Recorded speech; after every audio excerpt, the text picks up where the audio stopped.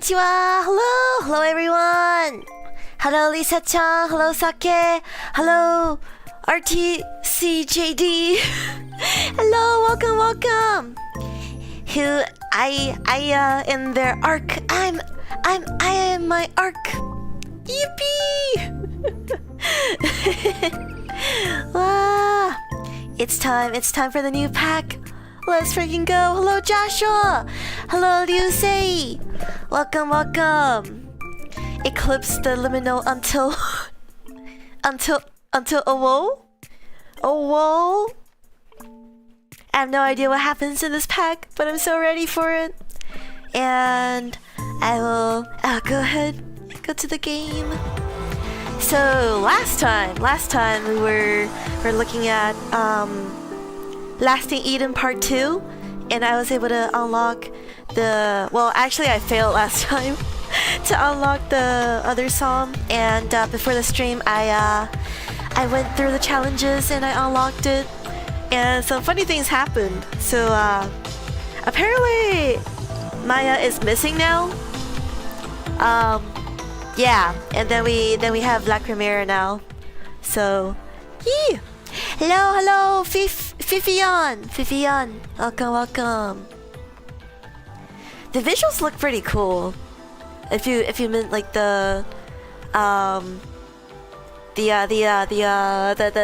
secret song and stuff. Yeah, it was really cool. But I'm like, I skipped the story. Oh yeah, I can't. Apparently I can't control her yet.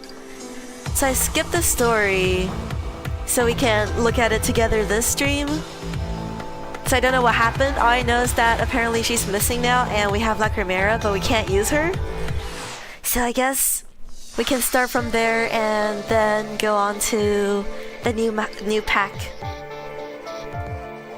Oh yeah, there's like one more locked story here, I think, which we can also read together before we go on to the new pack, or hopefully it's easy to unlock. Otherwise, I'll just go on to the new pack. But yeah. So from last time,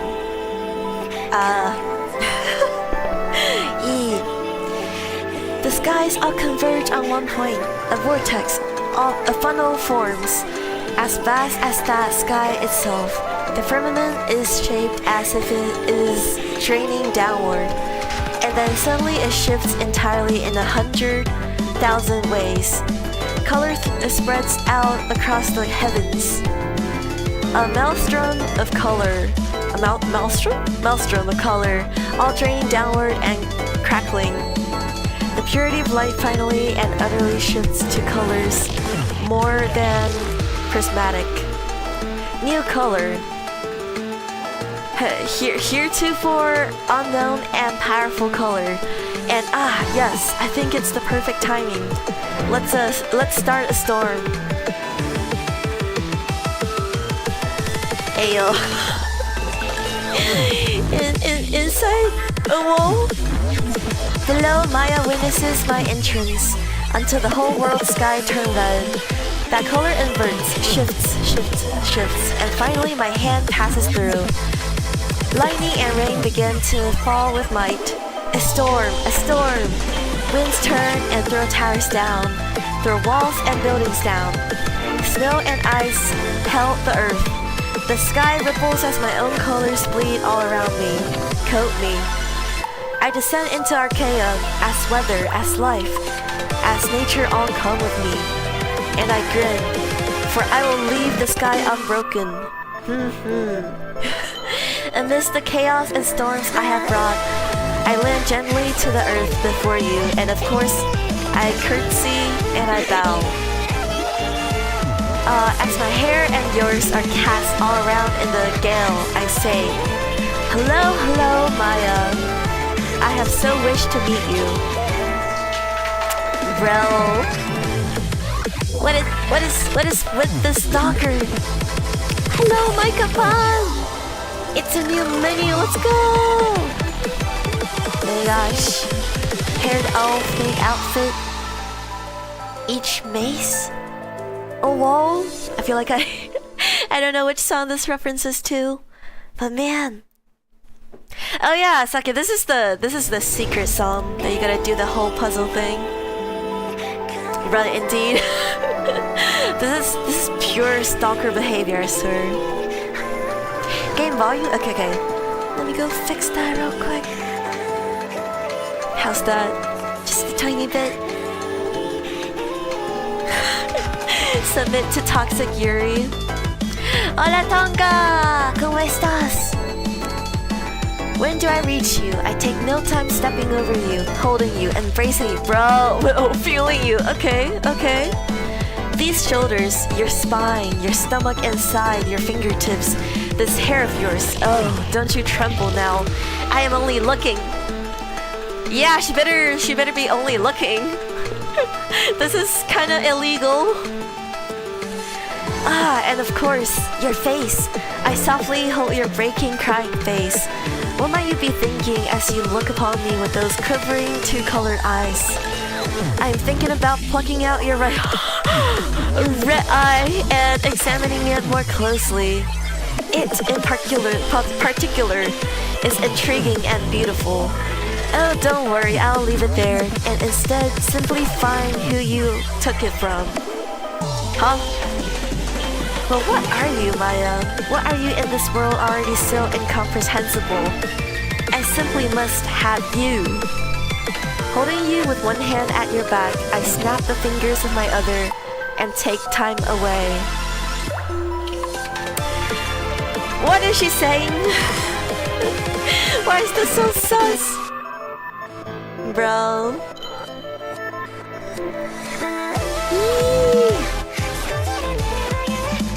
It's so gay. It is so gay. It's so freaking gay.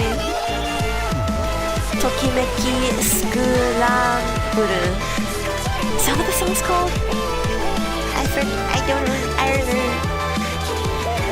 Oh, it is. Okay. Tokimeki Scramble. Bro. Listen now. Every world is made with something in mind, but I already knew that Arcaea stood out with exception. It has been said, Arcaea was made with heart.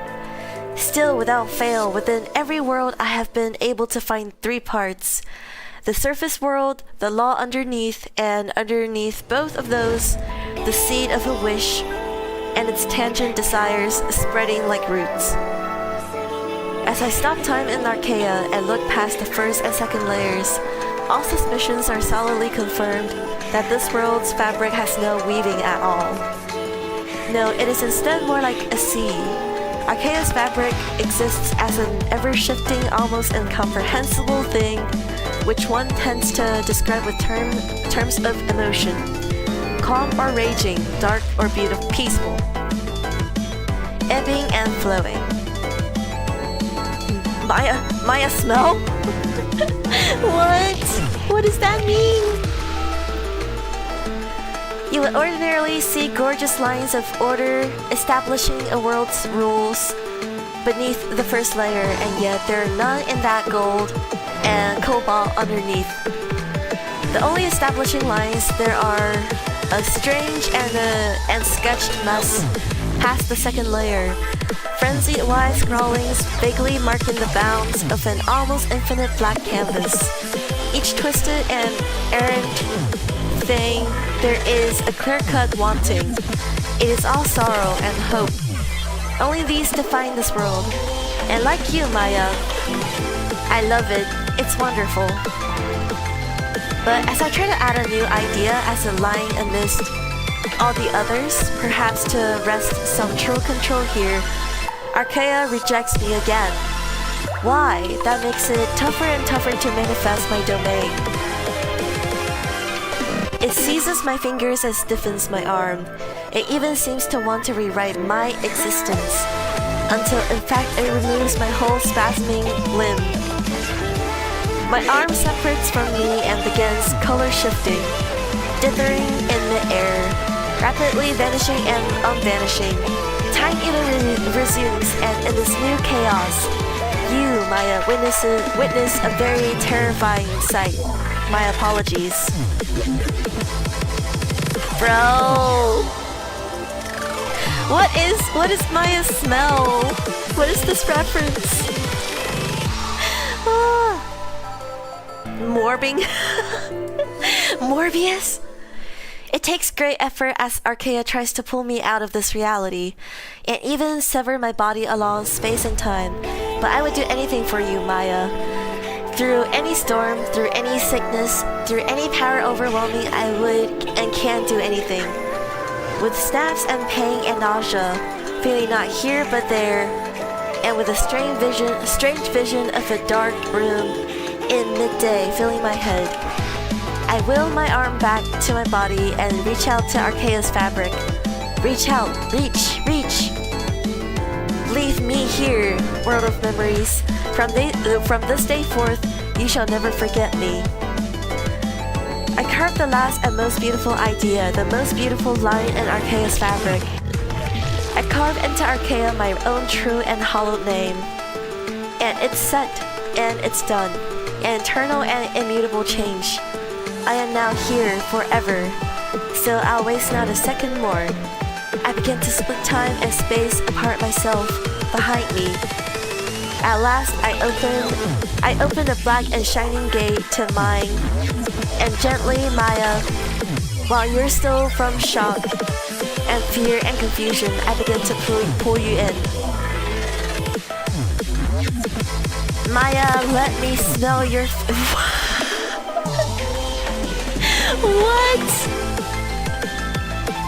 What? Wait. What did Toaster say? Literally that line, Maya, let me smell your feet? What? Oh my gosh. She pretty though. And there, you begin to unravel. Oh, see ya, Teo. See ya, Teo. Sono shikuyo. Chicken. Anyways, as your fingertips meet with the boundary, your voice is lost and you start to unravel into glass threads. You unspool from your hand, past your arm, and to your chest and your body in a beautiful, silvery sight. Little wondrous splits without a single spot of blood continue all throughout your skin and where there might be inner parts. In waves of countless brilliant, almost prismatic threads, you're drawn through the dark hole I have opened. Your shape now is like a melting harp waving through the air. Its strings made of prettiest white quilt being split down slowly at its seams. Falling into the best place, Maya. And stay away from here forever. When the last thread of you passes time and space, I close the gate shut. Girl's been kidnapped! Bro! Wait, I gotta check Discord after this for the Toaster tweet. Wife begins to overtake the sky once more. I gaze up above as the storm begins to die down. And watching it fade, I remark to this world that hates me. Arcaea, Arcaea, hello to you as well. Bye! Bye, bro! Alright, wait, let me check Discord real quick to see what's going on here. Huh? Sniff. Okay, I'ma read that for entertainment. Sniff, sniff. Is that Maya I smell? Sniff, sniff. Yes, I smell it. Maya smell. I smell Maya. What is Maya doing here? Oh my gosh. What am I gonna do? Maya's here. I'm freaking out so much. Calm down, and take a nice deep. And the tweet cut off there, but nice, based. Maya smell. Oh my gosh, free Maya, true. Girl's just been kidnapped by a stalker, basically. All right. Let's see what's gonna happen here. All right. Wait, do I have to clear this with Maya though? I kinda don't like Maya's skill. Let me double check. Exactly my reaction. Is that Maya feet? I smell Maya. What should I do? I'm freaking out. Guys, I'm freaking out so much. Oh, I do have to clear it with Maya. Okay, okay. Well, I'll try my best. I'll try my best.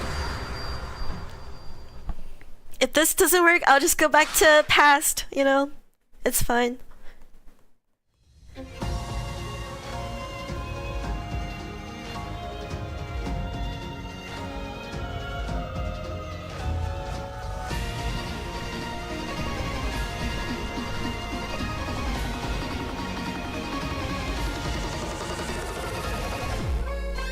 What?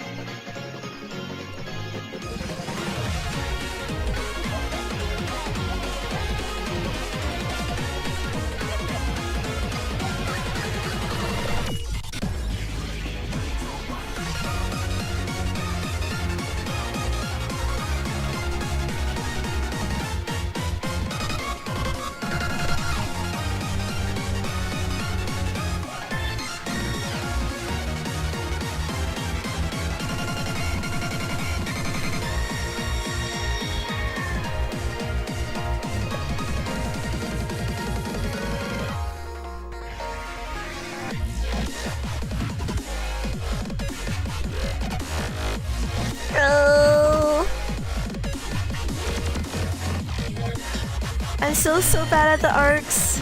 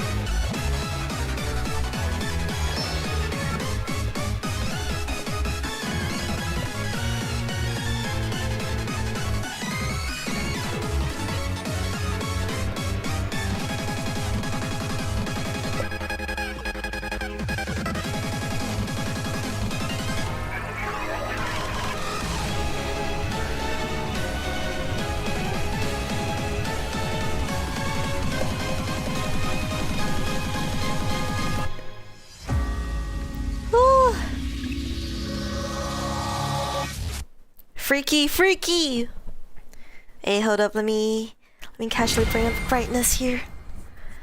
Alright, well, past that, sorta, kinda.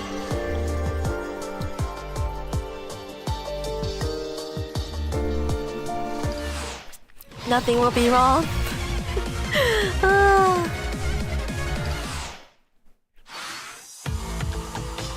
My finger position, oh whoa. Wait, but this is not A+, do you mean like this is easier than A+, probably? Well, let's read this and see what happens. Oh my god, it's Arcaea! My storm finally and completely disappears. The last vestiges of the color I left in heaven die. But oh no, I am still here. Arcaea is still here. What an agonizingly long journey it has been. Yes, I am here now. I who saw this place through a passing glance between realities and simply had to visit. I am thinking even of staying. You know, this world is broken now, but it's still here. That is beyond incredible. I have never seen something shaped this terribly and this greatly. I really need to dig into it. I need to know more about it. I need to learn about it. I need to find those who live their second lives here. In one case, a third. So incredible, and what a lovely story of 3 lives. I run my hand through my hair as I think of it. Rainwater runs down over my skin, and I cannot help but laugh again. I hug myself and soon find myself chuckling and laughing all the more until it almost hurts. Chang Jay? John Arcaea? Jane Arcaea? That what? Because isn't it a shame? It's a shame, you know. You see, this world has been missing a god. It had a god, but for an instant, for a fleeting moment, it was whole, and just after, it shattered as at its very core. Have the people here been worried ever since? Oh, there's no more need to worry. No, none have need to worry at all. This fading, sorrowful, wonderful world has been once again blessed. In my grace, in my providence, you will all find happiness again. Yes, a God has come here to set everything right and well for you all. She's just a stalker though. Huh? Alright. Well, now we can go into Liminal Eclipse and see what happens here. Bro, she's so creepy. She's so freaking creepy. Int maxing her TNT build. Oh god, help. It isn't usual, you know, those bodies there in that poorly made place, they aren't too poorly made themselves. That may be from the creator's wish for life. At any rate, when that girl fell apart into threads of glass, that was no usual thing. In order to make sure that she remained herself from one world to the next, Arcaea's visitor insight reduced Maya to her basic parts. She wasn't destroyed.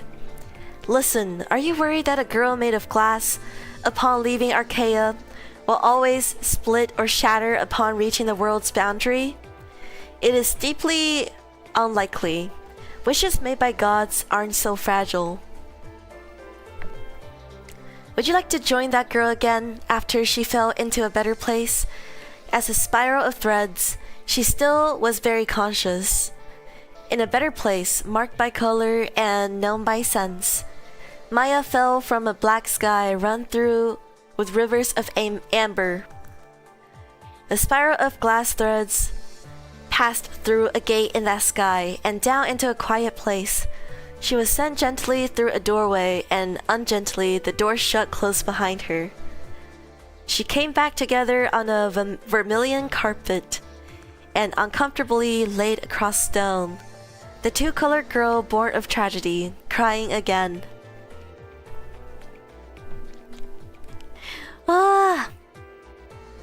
Eloquence? Eloquence? Bro's just a menacing stalker, but with with riz, I guess. She got some riz, but in the end, Joe's just a freaking stalker. Her eyes opened to an unknown ceiling. Oh my gosh, is that a Evangelion reference? Her breathing quickened. She wiped her tears away with her sleeves and, Who was that? She whispered to no answer. Her eyes and mind flashed with the visitor's image. What kind of crazy, awful woman? She muttered. It seemed that although she had been saved, this girl was very hateful and ingracious, though her swirl of thoughts should be kept to her head. While Maya is rude, her thoughts should be hers. To the curious, perhaps Arcaea will be rude once more, and record her thoughts without her knowing again. Maya pushed herself up and rose to her knees. She had heard the door lock behind her, but she tried it anyway. It did not open, and she faced forward instead. Another door waited ahead, a way further in rather than out. After some time thinking, she stepped forward and opened that door. Oh well? Nah. Insight is definitely still watching her. I feel like, isn't Insight like literally the narrator here? I feel like. I don't know. Maya smell. Maya smell. Sniff. Ooh, is that Maya's feet? Stinky and pungent. I didn't say that. It's not? Oh my gosh. Storage. Bro's going through Insight's stash of Maya feet pics. On the other side, the room was warm, and the quiet suited her ears. A vast atrium above, the ceiling was rigged, rigid like the bones of a dead giant, and austere columns and large and domineering stood beside her. Though feeling at ease, Maya looked at it all with clear skepticism. She asked aloud, what kind of place was this, and where was the woman who had come from the sky? Muttering about all that, she began to wander.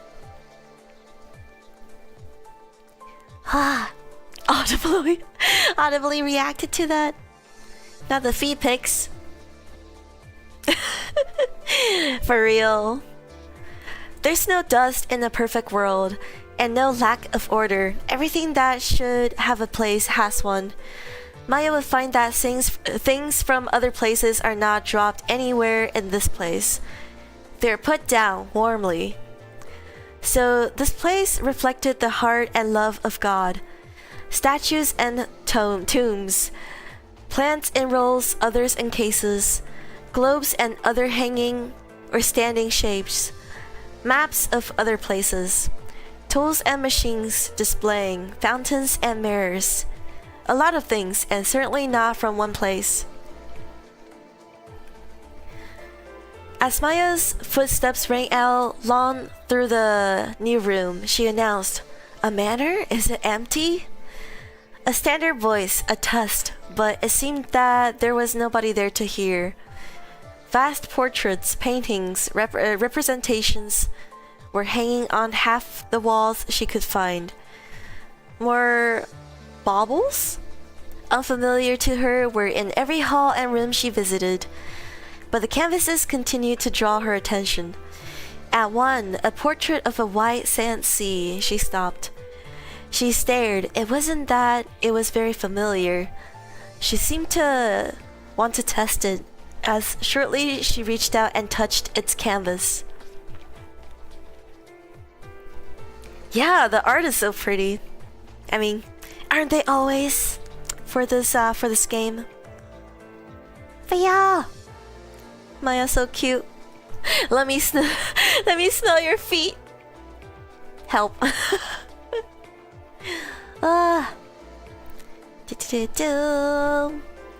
At touch, the image rippled at her fingertips like touching a water reflection. But her fingers would not pass through, nor a stone weight she hurled at the canvas, like a brute. That gateway is only for the master of the house. Grimacing and not knowing this, Maya moved on. Ayo! Maya smell. Based. Sierra? Ayo. Banger's artwork. Their empty halls were now and then the half side of gossamer phantoms stepping past stopped her as they caught her eye, where a distant voice could sometimes be heard, surely dissolving into silence before she could even turn to guess at a source. She wandered, seeking more, in a classical and eclectic world not collected from other places, but curated. Eventually, she stole an empty journal. Eventually, she stole a plum pen, seemingly full of infinite ink, sat on a pretty chair and by the unchanging gold and black light of the outside, coming in from the many windows of the woman's manor, Maya began to write. Maya 1, she wrote. When I woke up, I was unsure that I died, but I am beginning to question the notion that I ever did. Or rather, I may more accurately be alive again. Where I woke was a place called Arcaea, and Arcaea isn't where here is. While Arcaea may be a cruel and strange place, I believe it is a world with more potential than this woman's. Oh my gosh. Bro, she just keeps calling Insight this woman. This woman. And potential is the seed of hope. It's blossomed the future. Except my potential's too low. Help. My name seems to be Maya. I don't believe in God, she wrote. For the one who might find this, I'll write down all that I know for you. Sheesh. Maya smell. Maya smell.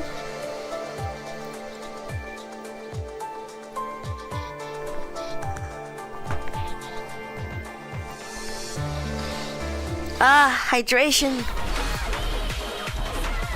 Glass cleaner.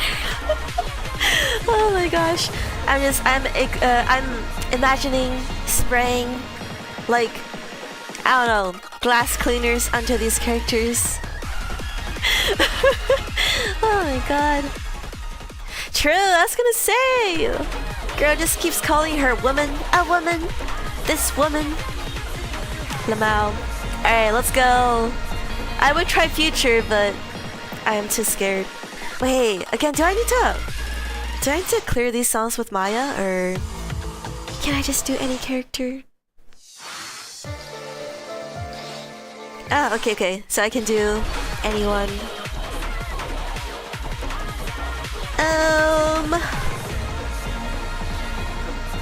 Might just go the easy way out, right?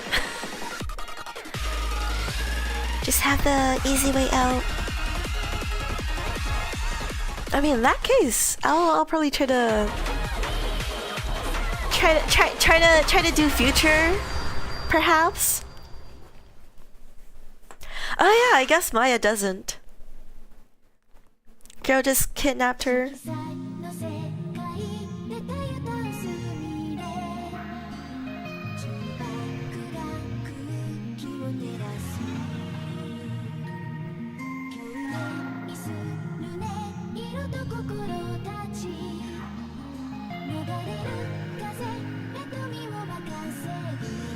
So pretty. Oh no.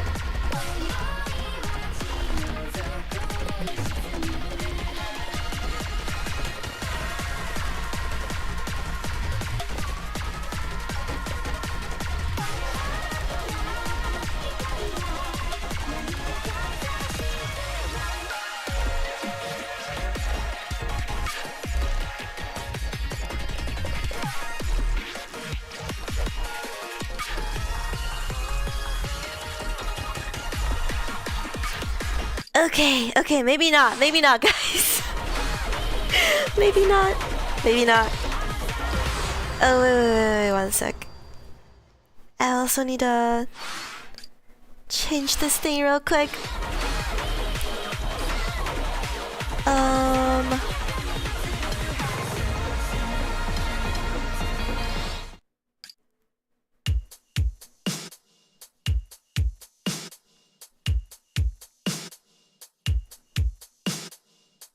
What?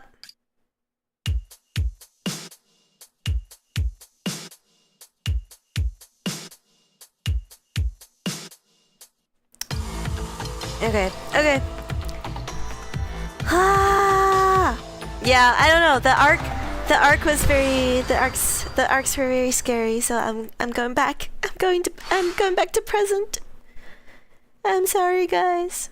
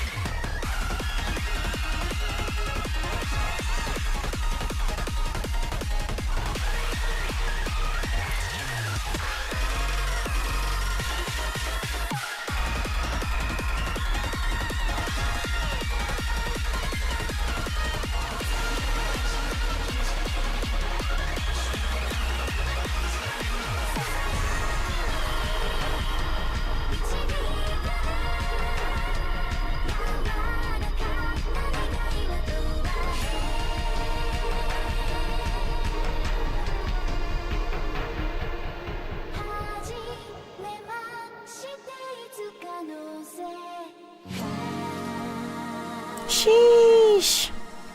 Well, now it's kinda not that challenging anymore. But, man, I don't know, the arcs scared me off. Yeah, the soundtracks are so peak, oh my gosh. The vocals so beautiful too. Ah, it is so peen. It does kind of sound oriental, yeah. Oh, it's so peen. It is so peen. And thank you. Oh. Alright, go next. Ah. So Maya seemed to wish for her thoughts to be known. She has grown, it seems. So be it. Maya did not only think of what had happened to her since her arrival to Arcaea. She thought about what had come before. She thought about the friends she had lost. One memory, a small physical book. Out of fashion, yet Maya loved the tactile sensation, and she liked to be different. At 12 years old, feeling unique even while in uniform was special to her. She was proud of herself for many things, but this, reading a book, within her hands, was a particular point. While reading, a friend of hers approached the chair she was resting in and asked, "Where do you get those anyway?" A small shop, an older woman, and old things. Remembering this, she began to forget all of it. She picked herself up then and continued on through the world. Play Arcaea! Do it! Get the new pack! More days went on. More entries were entered into the book. At first, her history from her first life to second to capture. Her last few entries, however, concerned the mysteries she had come across within the halls of God. Maya, 8. I must begrudgingly and with great irritation accept at this point that magic is real. Or call it magic, call it miracles or power, call it even acts of gods. Trickling pathways and almost seeing phantoms. Lights that hang in the air from nothing. And this place's impossible size. It might be growing. Technologia. Oh sheesh. You already got through the entire pack. Oh my gosh. Well, I guess it doesn't have that much. Well, yeah. Anyways, do it again. Keep grinding. I can't easily believe in a life after. It is complete uncertainty that I died. I know what I feel, and I know that it was my fault. Given this and my death, given the new face and eyes which met me upon viewing my reflection, it's a simple fact. I look very different now. None of this is helped in that the memories in which I wrote down to begin with have begun fading from my head. If the woman who trapped me was not a god as she claimed, was she instead a twisted angel? Was she perhaps a reaper? Moronic. Is this her home? Why does she carry no pictures or portraits with her own face? And if this is an afterlife, then her pen stopped. She looked up from her journal and through a small and circular window above her. She thought, if this truly is an afterlife, if I did not die alone, would I ever be alone here? Well, I didn't die alone, and my voice reaches beyond the stars. And Dorksor. She was once military, once a psychic. Yes, she once shared a connection with many others who have since died. So now, narrowing her eyes, she focused her gaze through the window above, and she called out through that sky with her mind. A hesitant message. Is anyone there? Is anyone there? Is anybody there? And there was a reply, another girl's reply, landing softly inside her skull. I am... Who are you? Another girl? And it's not Lacrimera? It's not Insight? You've got mail? What? Oh my gosh. Bangspire. Let's go. Wait, this one could... Oh. I'll try future for this one. Watch me fail horribly, but...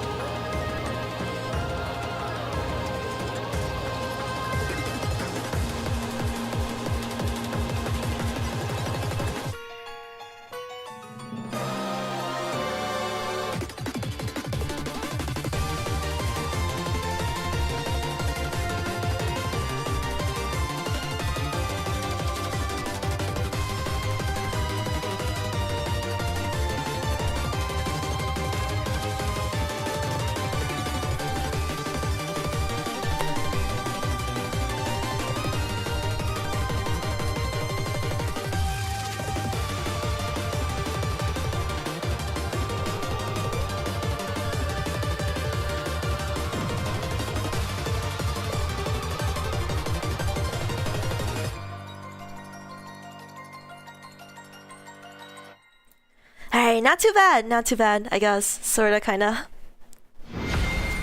Hello! Hello, Sam! Welcome! Slams. Is that the sudden jumps and arcs and stuff? Oh my gosh. Yo, thank you for the hints, Car Knight. I will be needing those when we get there. Heh.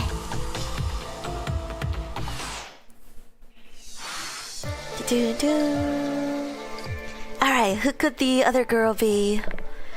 You can actually hear me? The voice that Maya sent out through the skies was a loud one. The one on the receiving end must have flinched to hear it. And after assuredly flinching, the other replied, "This isn't just... I'm not just imagining this?" "Oh. Yes, Maya repeated. "Yes." Aloud, she said it with her heart, with her throat. "Thank you. Yes." She began to cry again. You're crying?" Maya sobbed for her answer. Silence stretched between them for some time. The other voice eventually asked her, "You're definitely real, right?" "I am," answered Maya. What's your name? What is your name?" Name? Your rank and your insignia?" "Sorry," Maya asked properly. "Insignia?" the other girl repeated, and her confusion was shared across their thoughts. In Maya's chest, a cold hand began to slowly close its fingers around her heart. The other girl did not remember. The bond of the mind was there, but this girl did not remember. Realizing that, acknowledging that, a small crack appeared on Maya's cheek. Foolishly, Maya tried again. Hello, hello, Rui. Hello, hello. Welcome. The Imperium? The Imperium. Do you know it? Asked Maya with a shaking inner voice. I may have seen a few empires in memories. Do you remember the NMPGM? Is that an acronym? I'm sorry, I'm not. I don't know. That's okay. Light Maya. It's okay. Her thoughts turned over themselves. Ah, we're both psychics. Ah, we can speak. Ah, ha ha ha. She doesn't remember. After I got her killed. Wait, don't panic. People in Arcaea, they don't keep their memories. The voice suddenly insisted this. Usually, we've met one person who remembers some things. Met. Are you in Arcaea? Can we find you? She shook her head and her thoughts stopped as her heart rate began sharply rising up. As the crack on her face lengthened, something had flashed back into her head. The memory of trusting a voice without a face. Trust she felt that she shouldn't trust. I wonder, who is she talking to though? Who could it be? And still she wanted to. I'm Maya, said Maya through the air, feeling like a knife had caught her tongue. Do you have a name? Hesitantly, the other replied, I've been told not to give out my name easily. And a bitter smile found its way on Maya's face as she sent back her answer. Yes, you shouldn't trust easily. I want to though. I want to trust you. Communication is how we understand one another. Are you still there? Yeah, Maya replied, and I think that's good, how you think. The other voice stammered. Maya breathed in and exhaled. She straightened her back. You're alright then? Asked Maya. And Arcaea... Yes! Are you alright? Oh, Maya replied, her smile still there on her face. No, not at all. But the other girl didn't leave it at that. Surely gently, she pestered. She learned about this girl who had fallen out of Arcaea. Maya too learned about the unclear peer of hers who she must have caused the death of. She pestered Maya on in spite, or even perhaps because of the sentiments of guilt that continually came back. Until Maya's returning thoughts had become just a little warmer, and a little warmer still each time. Average introvert interaction. In the quiet halls of God, in time, Maya opened her book again, and again lifted her pen. I met a friend! My girl's traumatized. Bro. Sheesh! Bro, the art is so good. Wait. Wow, that art seemed familiar for a second, but... Yahoo chat. Lamau.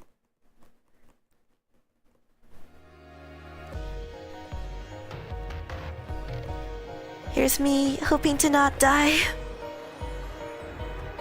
From 8+. But, oh well.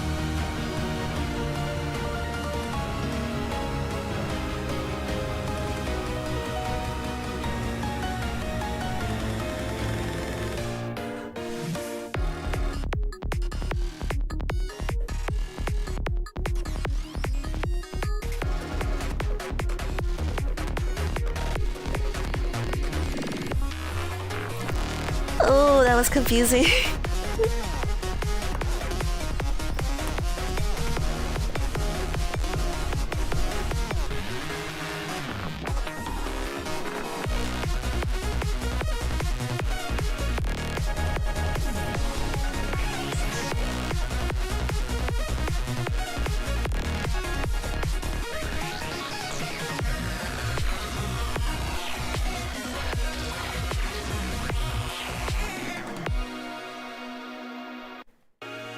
Whoa, whoa!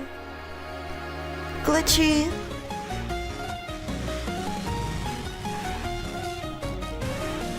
I'm assuming we're gonna have some funny glitchy stuff later.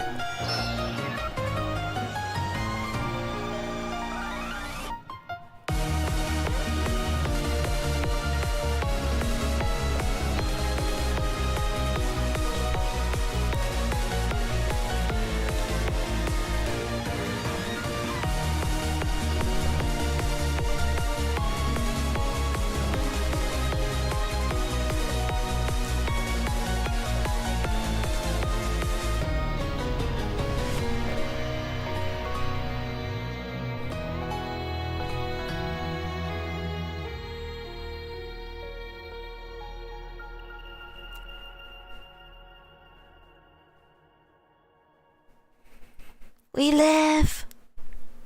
The score's kinda bad, but GG's.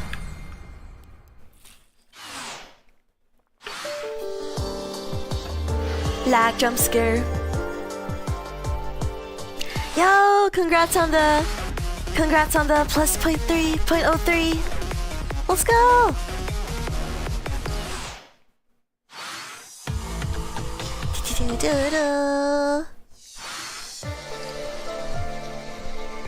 One day I'll have double digit potential.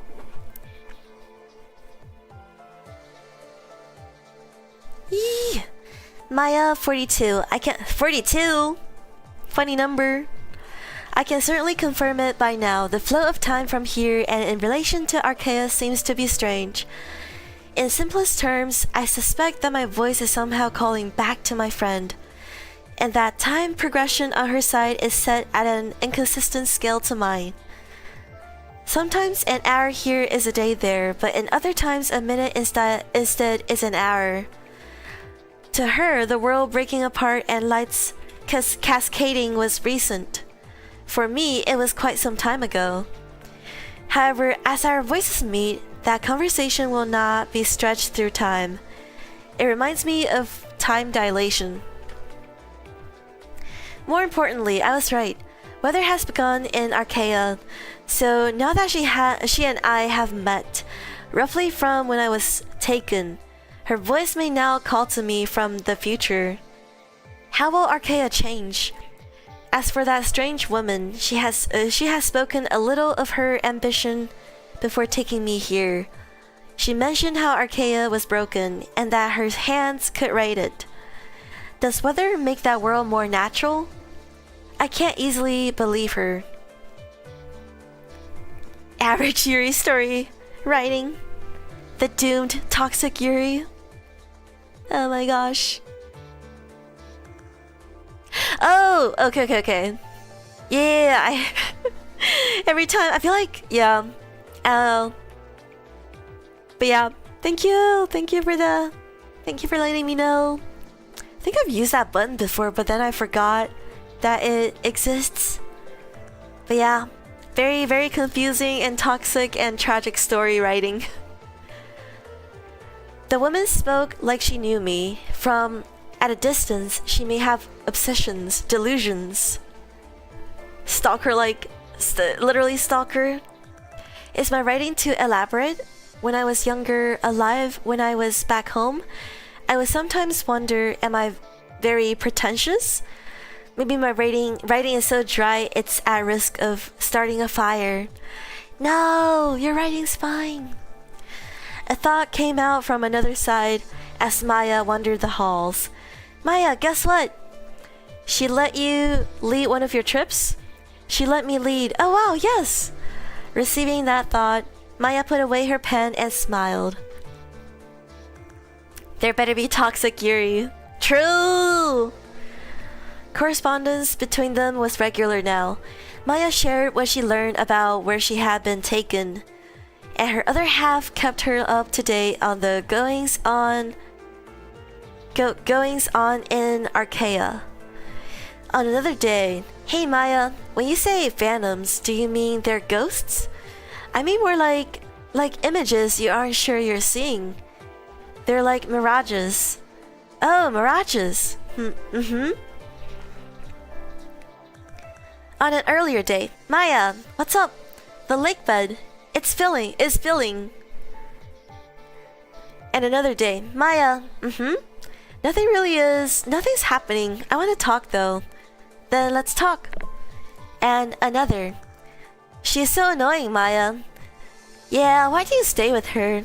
I don't like being alone though. I don't like being alone.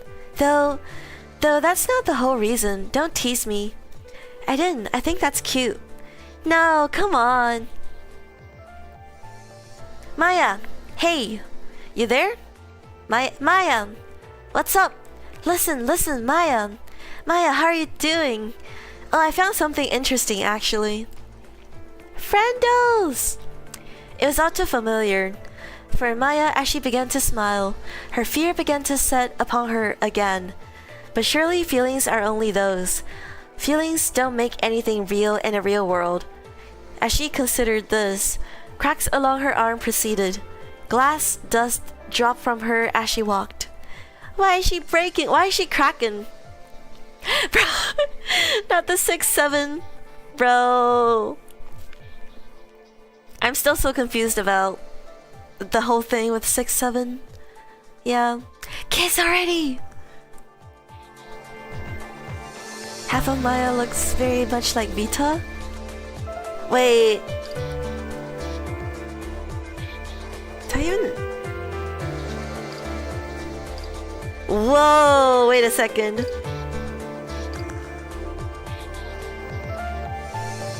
Huh. What's the other half then? I was gonna say Tairizu, but Tairizu has blue eyes. Right? Bro, what's 727?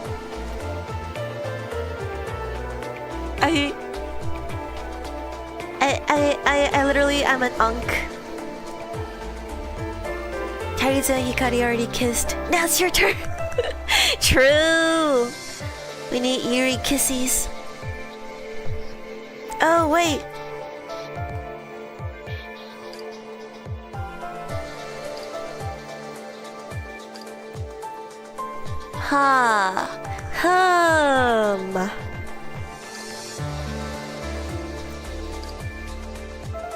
That's actually very sus. Wait, so is it Vita that she's talking to? I don't know the Vita backstory though. I haven't read it before, I don't think.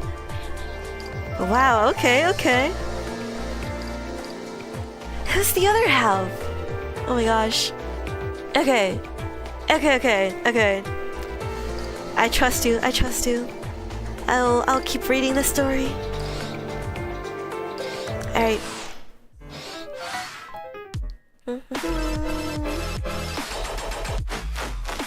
Ah.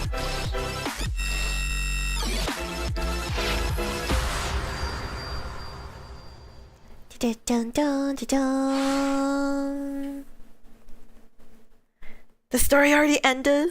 The what?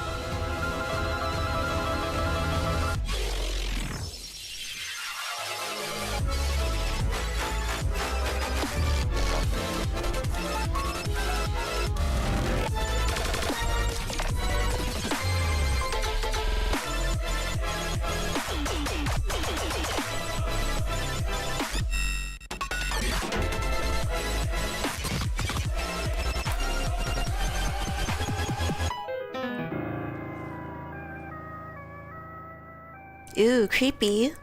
Spooky, spooky. Spooky noises.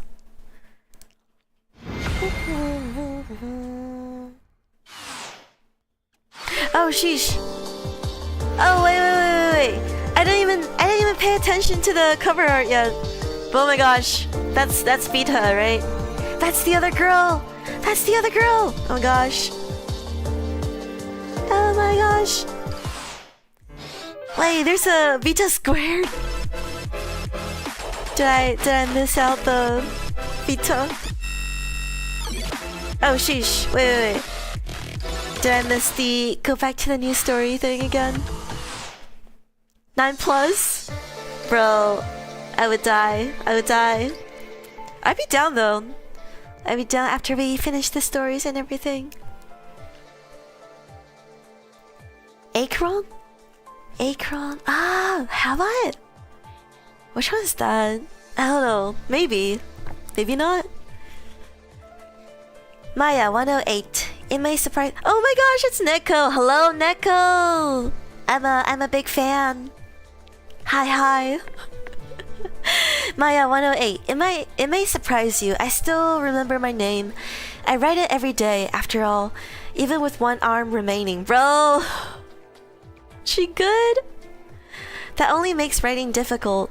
I don't have long. I've researched what I myself have written down repeatedly, testing against what I can see around me. But my failing form remains a mystery. Phantoms are unlike me, not falling apart. This may be a condition of what I am, not an act of that woman. That woman finds me precious. She'll likely be upset to find me as dust when she returns. Oh yeah. She gonna go cray cray. Glass dust. I have something to say to you, Vita. Oh, it's Vita. I can remember very clearly. Maya's story is to end, and soon. Falling apart and forgetting, in truth, with such impossibly tragic circumstances. God could not have predicted this, but the girl is right. What she is glass and lingering memory, taken outside of Arcaea, a fragment, nothing more. In another place, other fragments drift within some gloom. With the dark and underneath the world, a girl named Vita holds something between her hands, and she carefully puts it away. She looks up and into a darkened landscape. She hasn't heard the voice from her friend in many days. No! No! She's freaking dead! Vita had told her that she needed to take care of herself and only received light reassurance in reply. But Maya was fading. So if she can't hear that voice ever again, if she can't hear another voice ever again, then that is reality. Despairing. She thinks, no, it can't be, and it won't. Believing that in another place, that alone is enough. Though this is absurd, Arcaea will hear it. An unsaid wish is enough. Two hearts, one will meet by heart, with the help of an innate connection of mind. This is all-powered, and also the sympathy of a quiet god. Maya, Vita, another hears you both. Now, let another tell her tale. Then what? So Maya's gonna freaking die again and come back to Arcaea? Yeah, what? Oh, sheesh. Okay. I think I do have the absolute nihil pack, but I guess I haven't done that yet. I was planning to do it though. I was planning to do that maybe on stream at some point.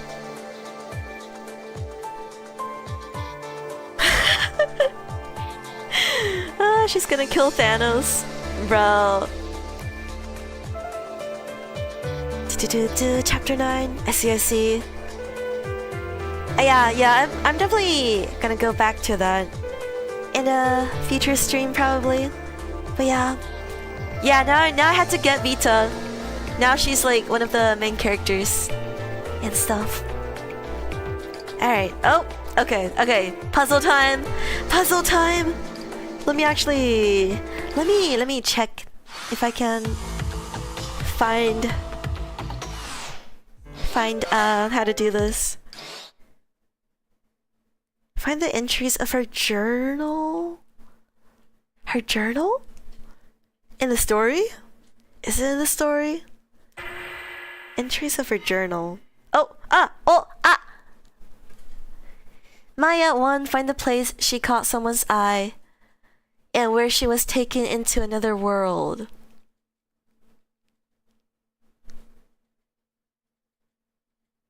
Huh. Is it in the main story?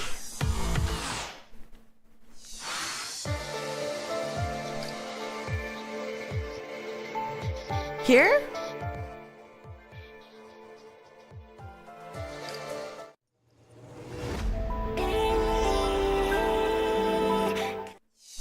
Nope.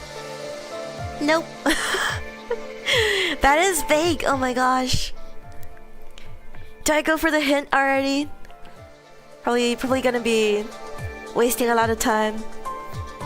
It's where we first meet someone. Here?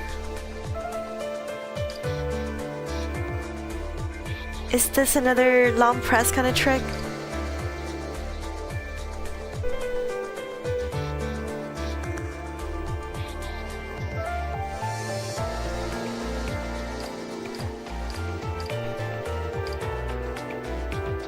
Huh. Right idea, wrong location? Chapter 8. Okay. Okay. Yeah, I should probably look at the hints. Oh, the place, the thing, the steppies where I got her from. Right? Oh wait, is that here? Right? Oh, wait. Oh, sheesh. I see. For the one who might find this, I'll write down all that I know for you. That's me. Her old self is something she can hardly recall. Find and treasure a song of that reflection. I gotta go back to the song pack, right?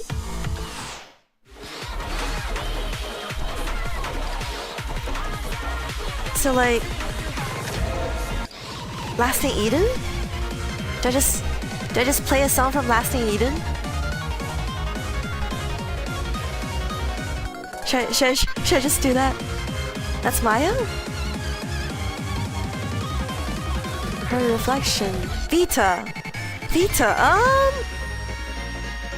I don't know where I can find it. Vita though. Where's Vita? I don't think... Wait. Is it Absolute Nihil? No.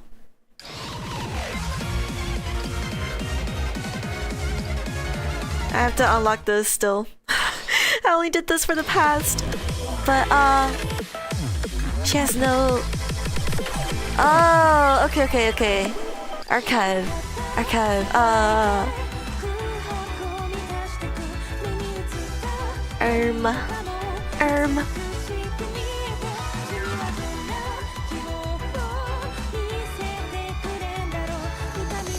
Neo Wings? Oh yeah, Neo Wings. Where is it though? Where is Neo Wings? I feel like I might have missed it. Wait, and Dorksaur works. I'm already here though, but if I can't find it, I might go back to and Dorksaur. Oh wait, is this Vita? This is also Vita. I just don't have the song though.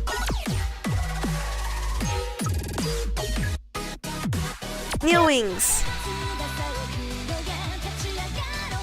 Now what? Now what? Slay, right? Oh, sheesh! Oh my god, that's crazy. Oh, it has like a little mark on it.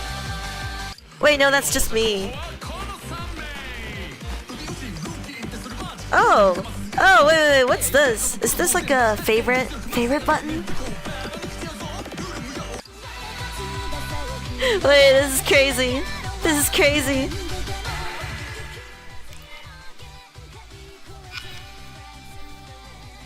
It is a complete certainty that I died. I know what I feel, and I know that it was my fault. Find the woman who took her to another world. I know that woman. Oh, sheesh, this one's easy. Oh my gosh. Easy! I can certainly confirm it by now. The flow of time from here and in relation to Arcaea seems to be strange. It reminds me of time dilation. Huh? Huh? Blank 108. Blank 108. Alright, I'm going to Discord. I will be going to Discord. Huh. Maya's signature. Maya's signature? Maya's signature. Here? No?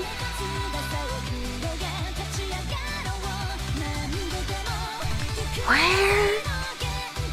Blank section. Oh wait, what? Oh, wait, oh. Where'd it go? Where'd it go? Where'd it go? Where is it? Where's the 108?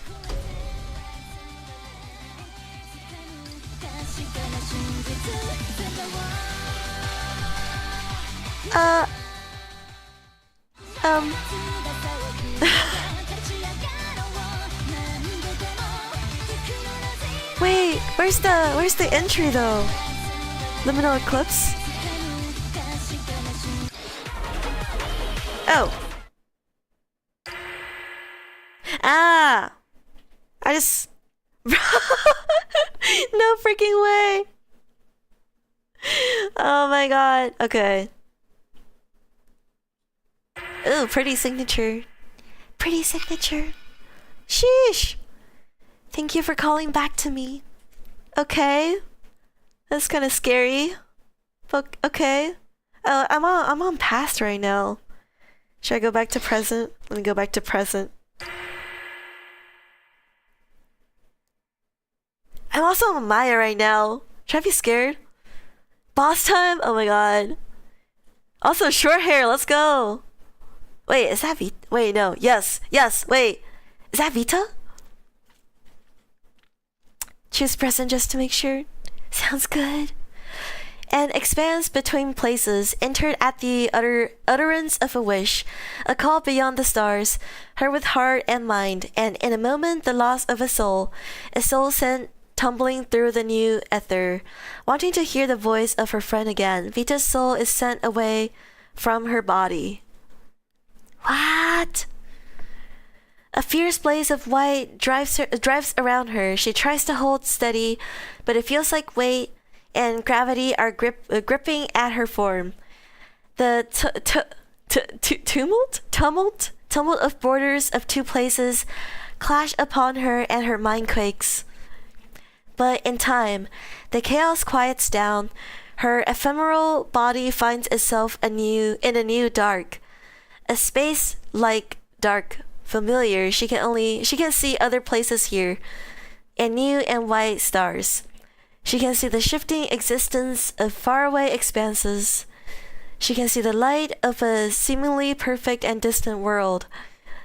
And before it, a girl with one hand left, a girl with two colored hair and eyes, akin to hers. Maya drifts, almost shattered in the dark there. Whoa! What? Vita didn't used to have two colored eyes, right? Vita shouts firmly, Maya! And suddenly a familiar and unknowable color surrounds her. And to see it, to feel it, Vita shivers and goes cold. Goes cold. She lifts her translucent hand. The color wraps her fingers. It winds her arm and neck and tugs. She tugs herself forward, gnashing her teeth, and Maya reaches back. Oh my gosh.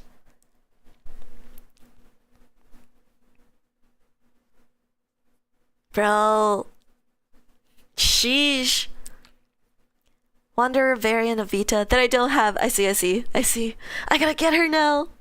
I must get her. I must obtain knowledge of Vita's backstory. Light and shadow fly between the girls, and dashes all color out and steady. Their hands meet like it's real. Vita can feel her heart beating and Maya's. Between the stars, they pull together and hold one another in the silence. New Yuri has formed. It's true.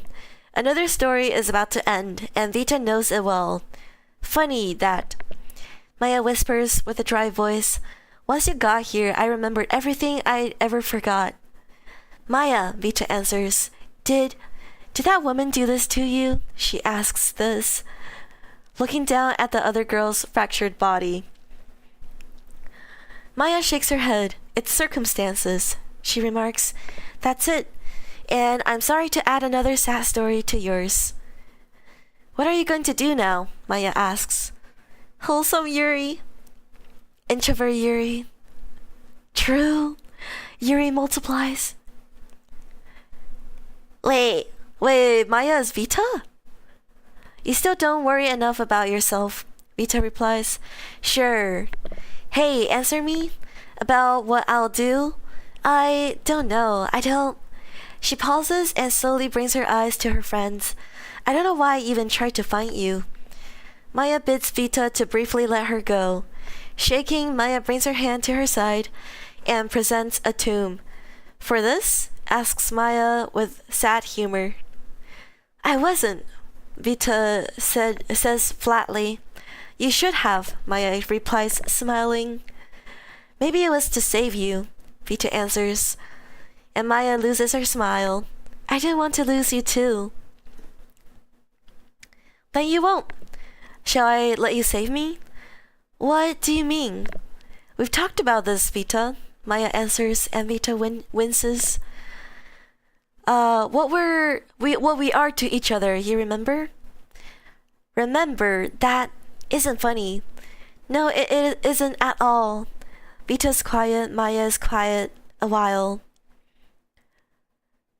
If what memory I have can be carried on through you, says Maya, with you I wouldn't fade away. Whispering, Vita asks, are you going to fall apart without that? Slowly, Maya nods. Am I supposed to accept that? Vita, no, I understand. Vita says this, and she affirms it too in herself.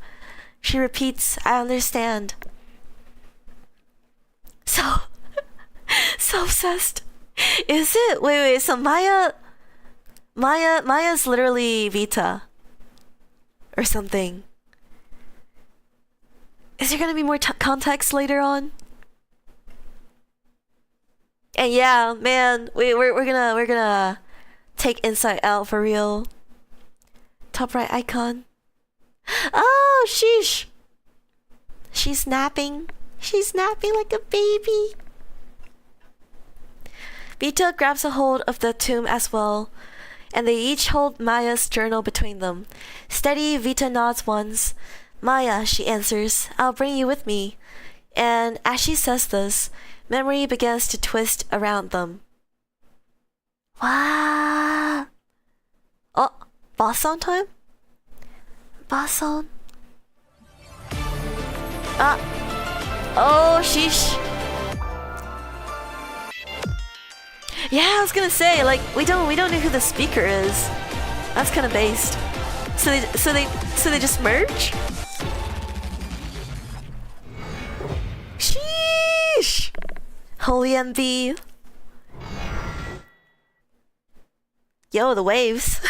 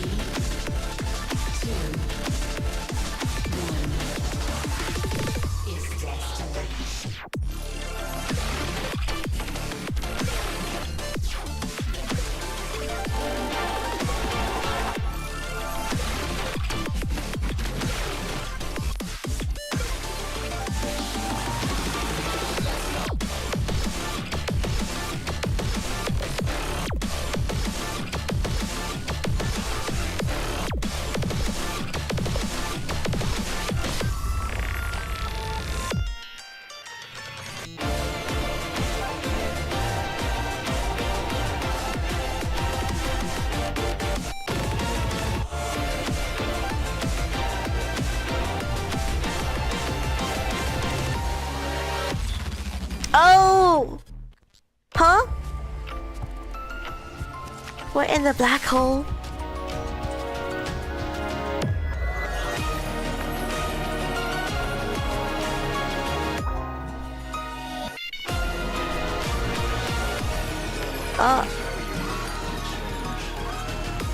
A wall?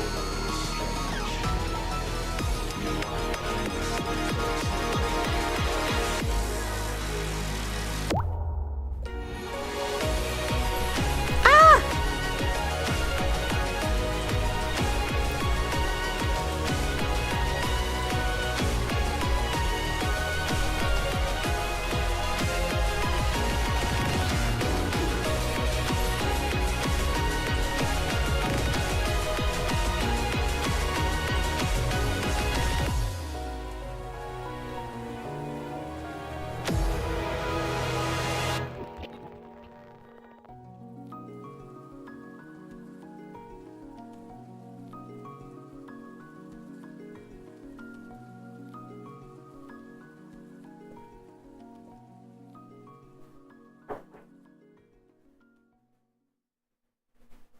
A wall? Eclipse, I see.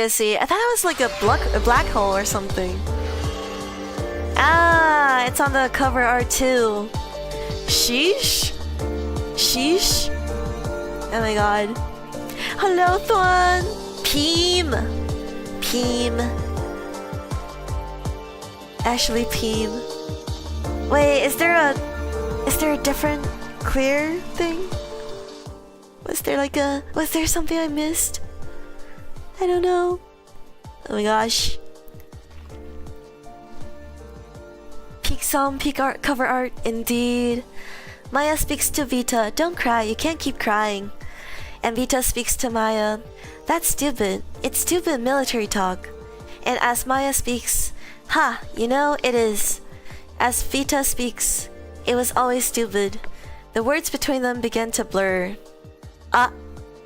It said, I remember. Still, I am sick of always crying.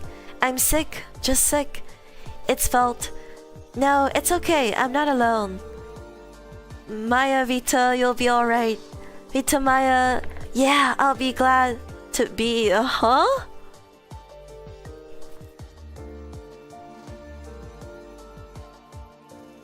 They switched identities? A distant star twinkles, and another. A flower of crystal blossoms from Maya's body, and light eases from the splits in her form.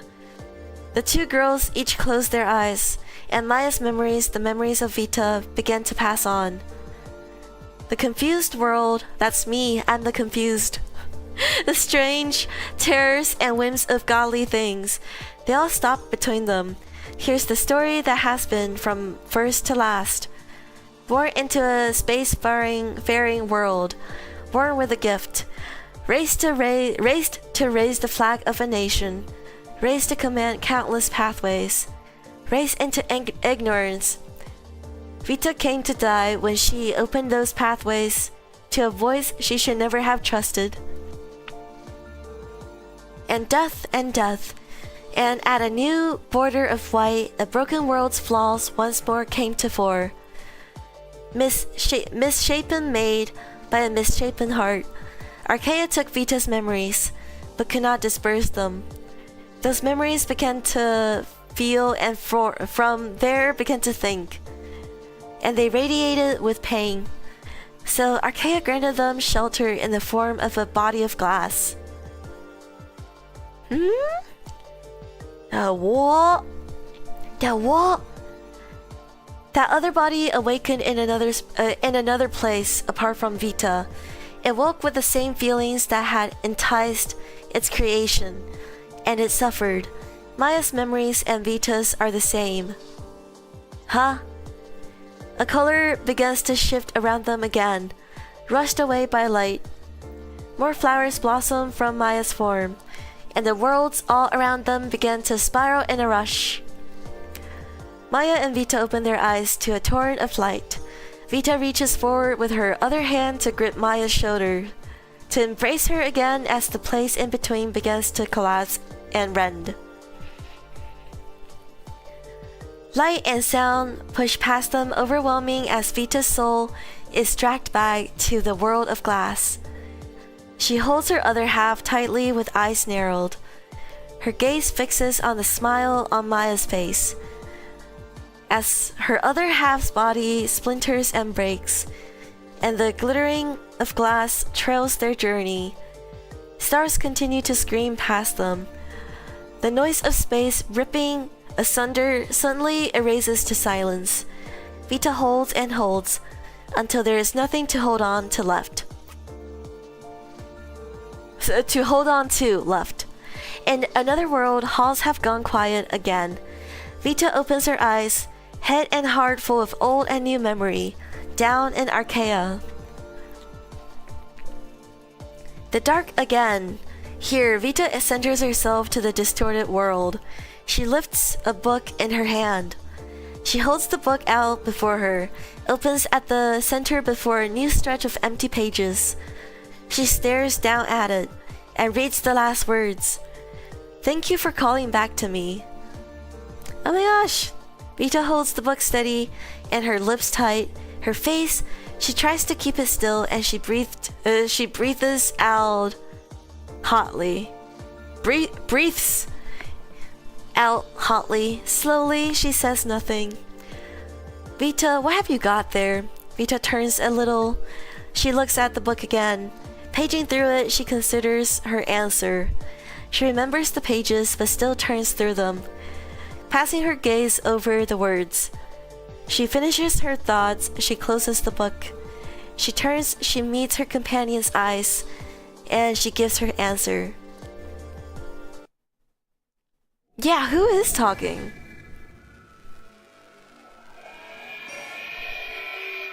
Oh sheesh, she's back! No longer missing. Let's go! Ayo. Oh my gosh, it's Vita in the back. Sheesh? Is it Saya? Is it? Is it? Maya becomes Yeah! What? Someone else? Eyes? Wait, yeah, cause Maya... Not Maya. Cause Saya? Maya? Huh. Yeah, I was gonna say, after obsessing over Maya, like, what's Lacrimera doing here? Still can't use her? Are you done? Is that it? Is there more to the story? There's probably more, right? There's probably more. Is that what I got you? Real. Oh, there's no... That's it? Okay. Okay, so... Basically... Insight / Lacrimera kidnaps Maya, sends her to a weird hall world kind of manor kind of thing, and then Maya starts talking to Vita, and then they kept talking and Maya was like breaking apart, and then finally they met each other, and then they figured out that they're like one person or something.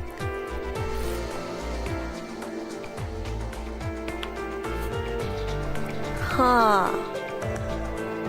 What is Lacrimera doing then? After obsessing over her, is she just like, oh yeah, I kidnapped her, I sent her to my manor, and now we're done here. She's completely okay, right? But like, what? Inside in world mode? World mode? Wait, let me check. Evan checked.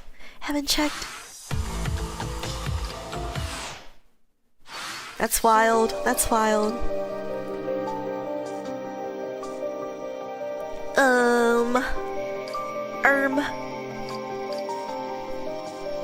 Where are they?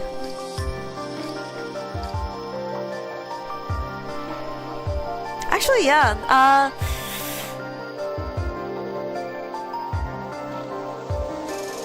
Acheron? Who's Acheron?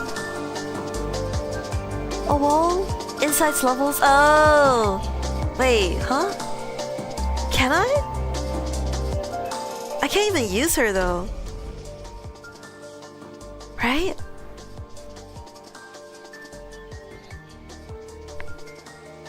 Alter ego. I don't think I do. Do I?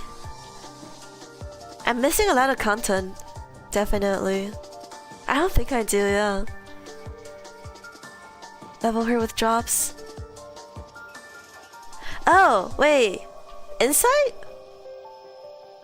Ah! Okay. I can do that. I can do that. Interesting. Alright, now what? How do I grind for her level though? In world mode. She's equipped not by normal means? Wait, what? Wait, how? The wall. What? Yeah, I do have absolute nihil. We can do that. Do you guys want to see absolute nihil? Nihil? Nihil? Nile? Nile! Wait, is it nihil or Nile? Because I know it's nihilism, but all this time I've just been pronouncing it the wrong way. Imagine that. We can do this. Do you want to do this? Oh! Bro, that's weird. That's so weird. So she's just gonna like jump scare me in world mode, and like that way I can level her up? That's wild. Alter ego? I don't think I have alter ego. Wait, what? Oh, okay. That was. These are in response to the jump scare, the Lacrimera jump scare. I don't think I have alter ego though.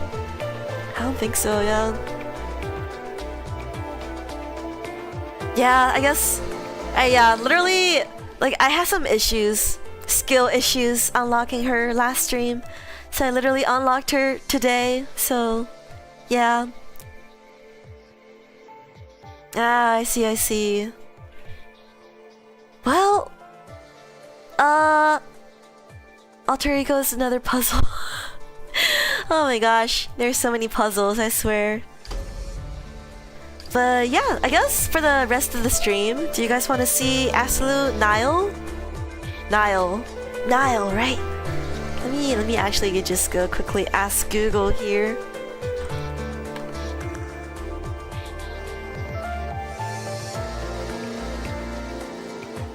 Neil? It's Neil. Nile? Neil?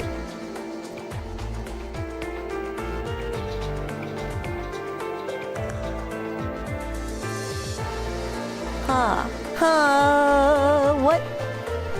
They're conflicting things.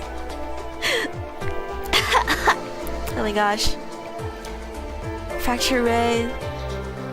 Oh my god. Okay. So we thinking absolute Nile, Neil, nihil, Neil, Nile, nihilism, nihilism. It's nihilism, but anyways, well, Nile. Okay. Now play. Link. We have 2 Nile votes and 1 Link play vote. Any other opinions and votes? I'm good to do either, to be honest, but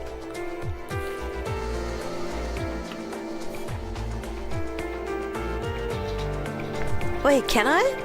Let me see. Oh, I could. Okay.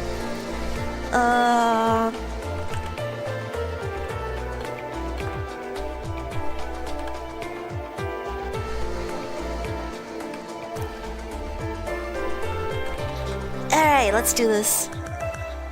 Quick pull. I've never used this, so let's see how this works.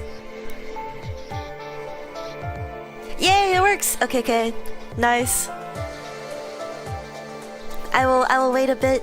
Meanwhile, let's see. I'll just be looking around.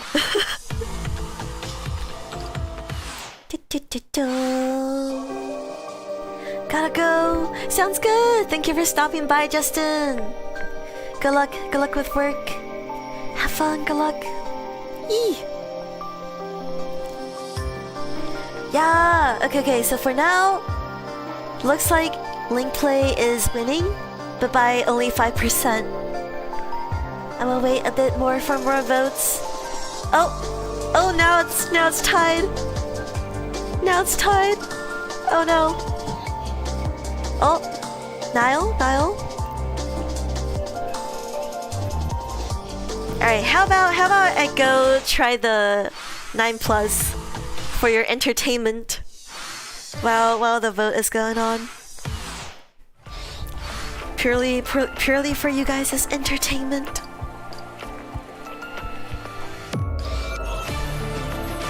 Nine plus. Oh my god. Oh, I gotta do this first. Here we go again.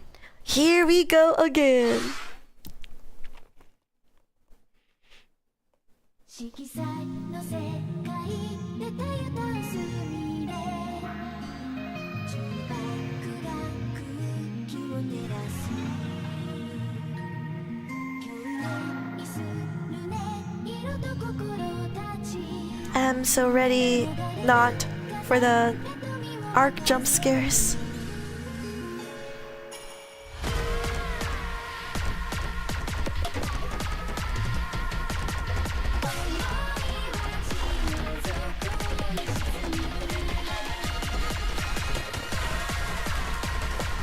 Oh my god.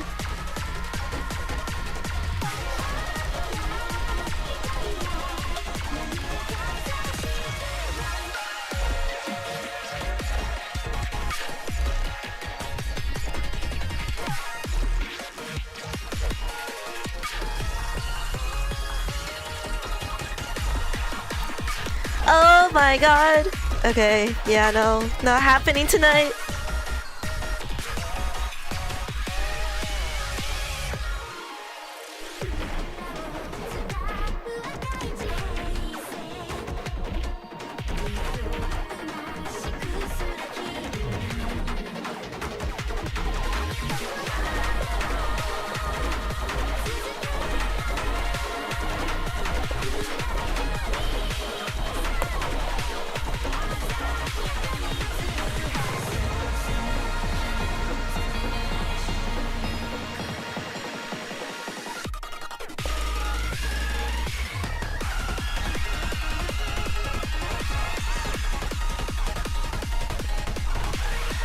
Oh my god.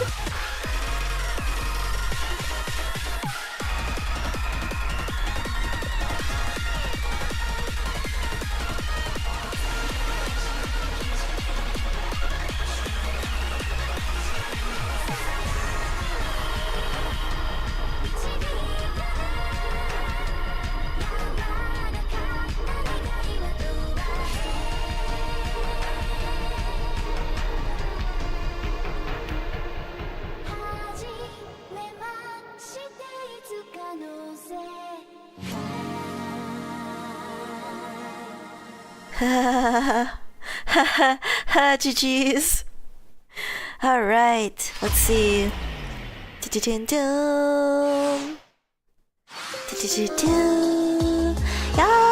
Yeah, thank you for stopping by, Ryusei. Alright, it's looking like Niall is winning. So I guess, yeah, let's do Niall. Let's do Niall real quick and see if we can finish tonight. Maybe have a little bit of time for Link Play. Yo, it's Gumi. Oh my gosh, I thought it sounded familiar. I didn't know. I didn't think it was Gumi though. Peak. Ayo, result? Oh? Let me check. Yo, let's go! Poggies. Alright. We're going in. In vain. Level 9. Don't mind if I ooh, yeah.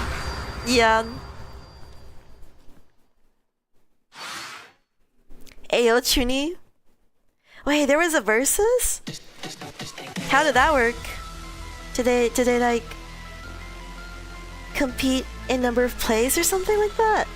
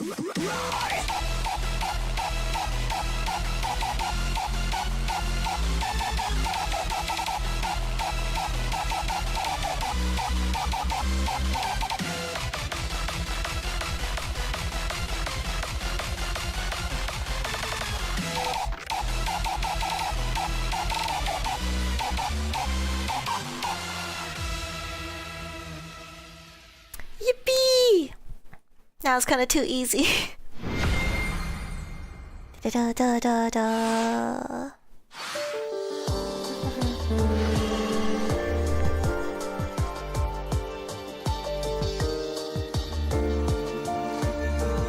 Ayo.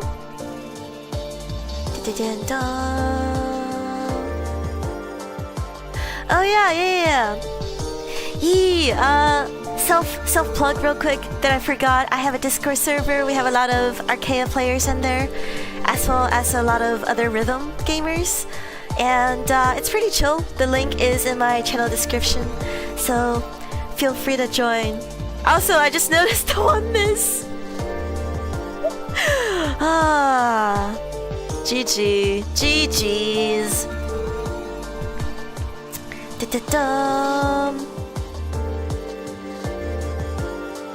Oh yeah, I haven't tried Osumania yet, but I do play Osu, although I kinda suck, so... Wait, I have 666 combo, 666 combo and 1 miss. That's actually kinda peak. Oh my god. VOL? What's VOL? Oh? Oh, did I miss the button again? I go back to the new story thing. Go back to new story button. Oh my god. 666. Is this on in SDVX. Sheesh? Ayo. Because the first thing I thought of was the Last Thing Eaten Part 2 thing. The 666 steps. Lamau. Chuck scars. No! Unfortunate. Unfortunate. I am VOL now. I'm a part of EOL. God, truth, purpose, meaning, nihilism. What do we need in order to live? And does such a stupid question even matter? I preoccupy myself with such questions often. I am the lonely fool in a pristine garden another god created. Welcome to heaven and hell. Welcome to the fragile afterworld. See me here striving for reason. I have been very sure of myself for a very long time, since before one could find stars here. Though even that was a very long time ago. I learned my name long after that. I learned the name was Saya. And it didn't matter at all. What would anyone even want to poke into my mind for? When I was more naive, when I had been here a little while, and gotten more familiar with it all, I woke up once to the endless daylight. Sunlight streamed into my eye, and I smirked at the clouds. I woke up to another day in the world of white. I'm not sure, but I must have awoken to a rare warm mood. Most days I felt frustration. Most days I watched things intensely and thought about them. That day, fragments, glass, Arcaea drifted around me, showing memory as always. They showed me different facets of life. All of what makes life real, sad things and joyful things. Life is real for its pains and pleasures both. Both kinds of memory seemed fond of me. Because the truth is, in this world of white, in Arcaea, memories are drawn to like souls. My soul wants more than most others. And so Arcaea gives me all that it can. And putting my soul aside, consider my mind. Scattered or hungry, I suppose, with those fragments, I always felt fed. Radiance streamed above and around me, the light surely of God, the warmth and the might of something greater than everything else. It drew me in, and I was spellbound, because it was more than that even, it was more than a world of infinite imagery. The world itself was a puzzle box. It was mystery manifested. Arcaea is a world of every kind of ruin. And why is that? Is it a world gone? Is it a grave of places? Is it a dream? Is it paradise? Is it a prison? Is it even a world at all? What is it? It's something that dragged me in. I wandered this place with drive and passion. I was so driven, in fact, that in this empty place, all empty save for only myself, I nearly missed the sight of another for the first time. I nearly missed a meeting with a fool and stubborn woman who, much as I would come to loathe her, would nonetheless shape my life forever. Who could it be?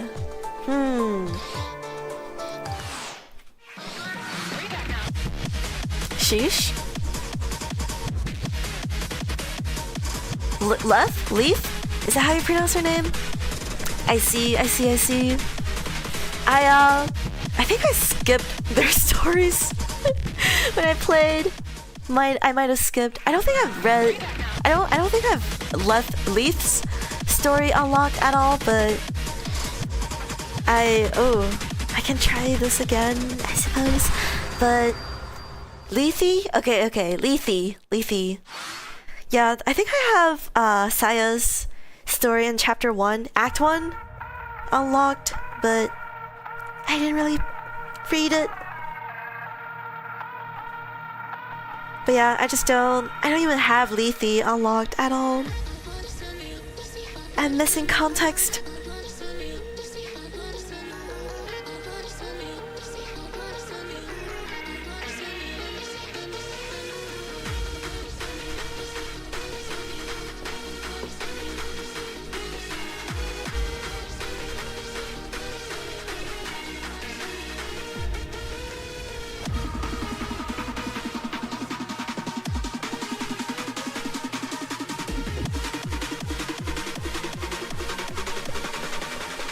Oh, I've been pressing the wrong thing.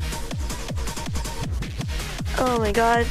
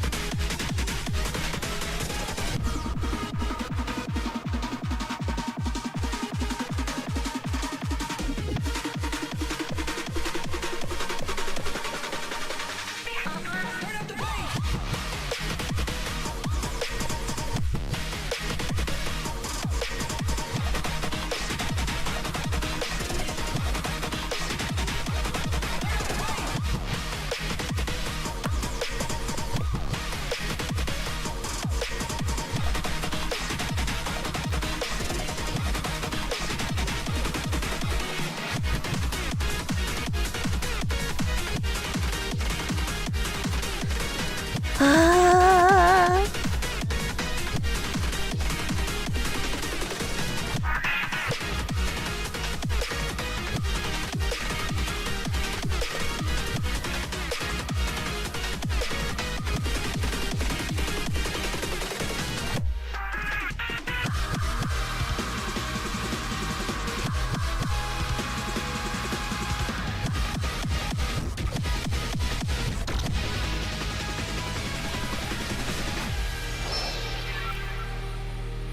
Oh my god, thank you, Hikari. Thank you for carrying me, Hikari. Arcs. Slams. Help. Help. GG's. Very sad score, but oh, I forgot the button again! Bro, I gotta stop mindlessly clicking back.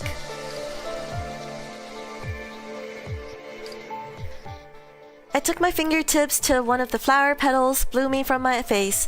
My face itself was stinging. I glared across the way to a dull, brainless woman. I must have misspoken. Immediately, the stubborn woman and I did not get on. Our meeting went on like this. The dumb cow woman... What? Said something stupid. You can't just call another woman a cow, bro. What the... Wait, I guess... Is she actually like a cow furry? Is she a cow furry? Is that why she got horns like that? Understandably, I called her a fool. The dumb woman explained her position, and of course, I called her more so a fool. She struck me across in the face and turned away, a full brute. Bro, physical violence, kind of toxic Yuri. I see.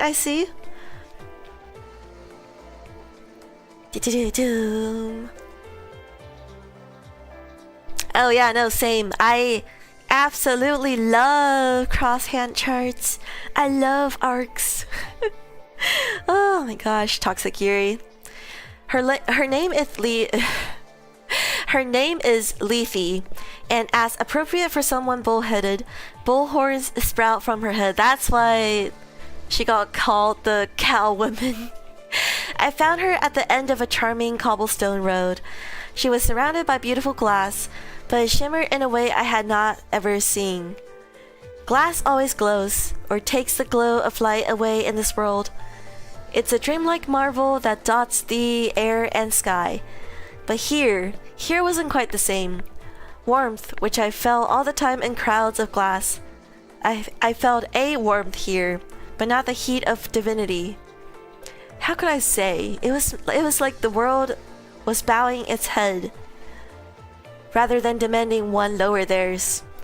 I might hate this dumb woman, even to this day, but to see that, I can't deny it arrested me at my core. Gain is 100. Oh my gosh. Transfem Leafy? Ayo? Oh yeah, maybe if we really want to, I can like stop halfway through Nile, and we can do some quick link plays if you want, if you guys are okay with that. But yeah, the vote is like slightly more biased towards Nile. So here we are. You could make a world from these memories. That is what I told her. Rather, that must be why we were born here. I could feel it, and I told her that too. That collection of hers, in particular, was special. If we could harness it, connect its parts, we could enter into it all, with a new reality manifesting from fragments of others. She told me the glass shards were in fact ghosts. When pressed, she explained her memories of life, tending to not glass spirits as the likely explanation. I almost laughed, told her twice she was foolish, and she slapped me across the face. In a world without meaning, she went and made something up. Desperate, dumb, and sad. I mean...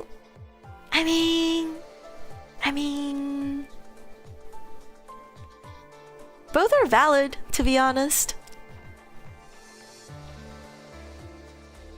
Math skills. Do I have those? I'm not... I'm not very confident in my math skills. But, GG's. Just get alter ego over with. Okay. Sounds good. It's Peem. Peem indeed. Toxic Yuri moment. Memory base. Oh no. It's Jilver. Math. True. Oh, but I thought differently. No. I knew the truth. Yes, how my heart resonated with that vast glass collection. How the world I revered day to day felt like it gave reverence to Lethe's collection instead. It was a sure thing.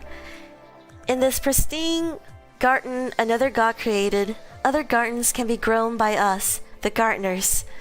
I will do what I must and pick up the shattered pieces of worlds to build something more, better, perfect, and new. I said that, I swear that, when I was more naive. Sheesh. I need the paper. Oh my gosh. That is very scary. Is it even harder than the Lasting Eden 2 unlock? And I'm not gonna do the 9+. Vita!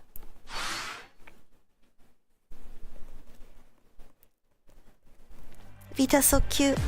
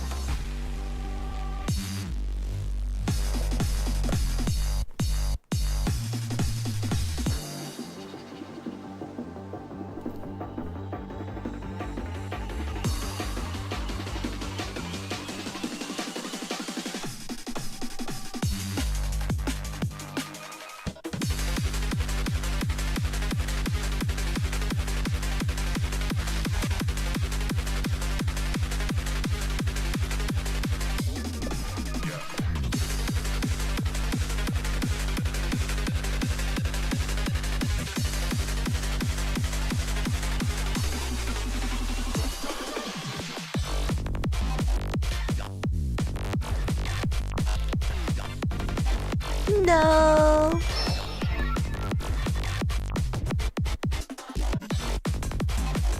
Arcs are too hard.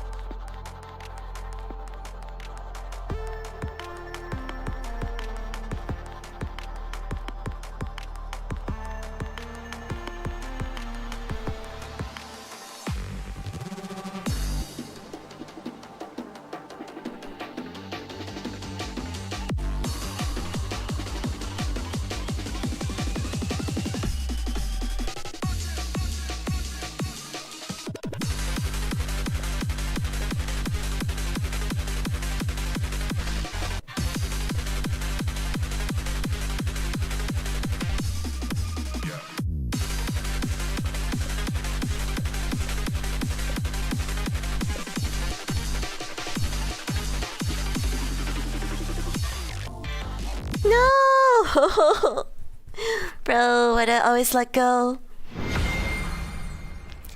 Do, my best girl.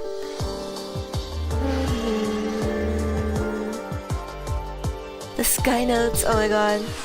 I'm scared of the future. Nonoka's based. Nonoka's based. Yeah, the blue. Crazy blue woman. She's kinda hot. She's low-key kinda hot. Oh well. Yeah, no, same. I was like, oh my gosh, the Yuris will be reunited at last. And I was like, okay, GG's. We just casually all die, I guess. Oh, okay, I missed the story button again.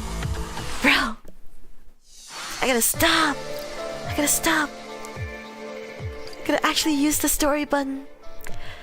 Can I be called arrogant? I searched through many memories, many old worlds to craft a new place.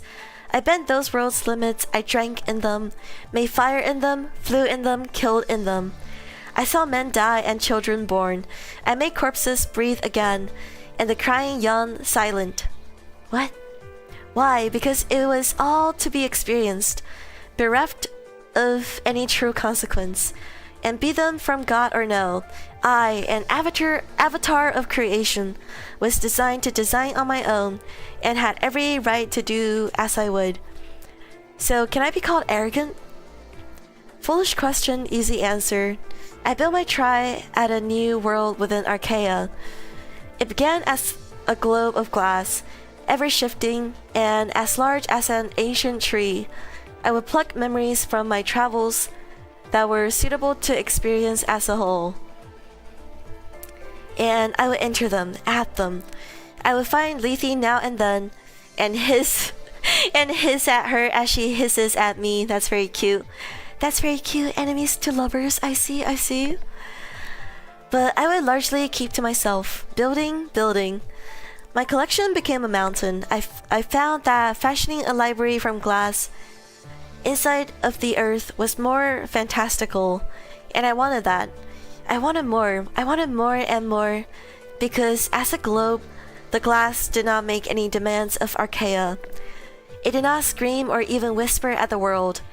It murmured at best, confused words likely caused by my haphazard lack of organization. If I wanted more, if I wanted what the horned woman had, I needed to do more. Oh yeah, Nonoka's based. Cat Saya and Lithinia. Hissing at each other. Yeah, no, same. As like I saw the word hissing, and I was like, oh my gosh. That is so adorable. They're literally cats.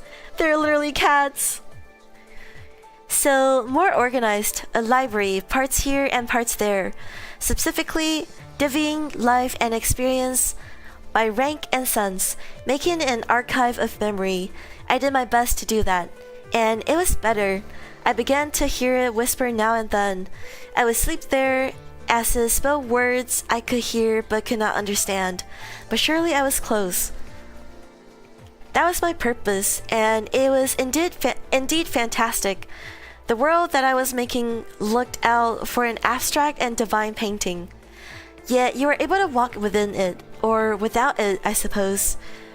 The image of the cave was nothing short of magical, even if the collection would not connect, would not let the memories merge and bring forth a new realm of existence you could swim through, walk through, or fly through in full, wild, and blended memory. At least this library alone, only my hands could craft that. Only my mind could conceive it. Without a smile on my face, I considered myself happy with it all, satisfied with meaning.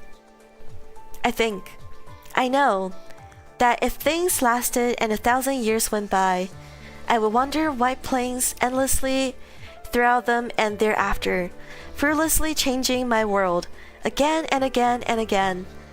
Because this is what I need. Sometime after the sky split in two, I found Vita crying within a ramshackle room's corner. Ayo, Vita? Vita again! Let's go! Nyalitsu. Oh my gosh. Nyalitsu? Sheesh? They'll become cats. Like in Mustache. In Mustache, you know how they're all cats? Wait, what am I doing? That's the same song. Wait, hold up. I got distracted. What am I doing? Hypnotized with Saya. Okay. I see. I have her right here. And I will stick to present this time. Hey, sheesh! They're both very cute indeed. I gotta learn more about them. I don't know their backstories.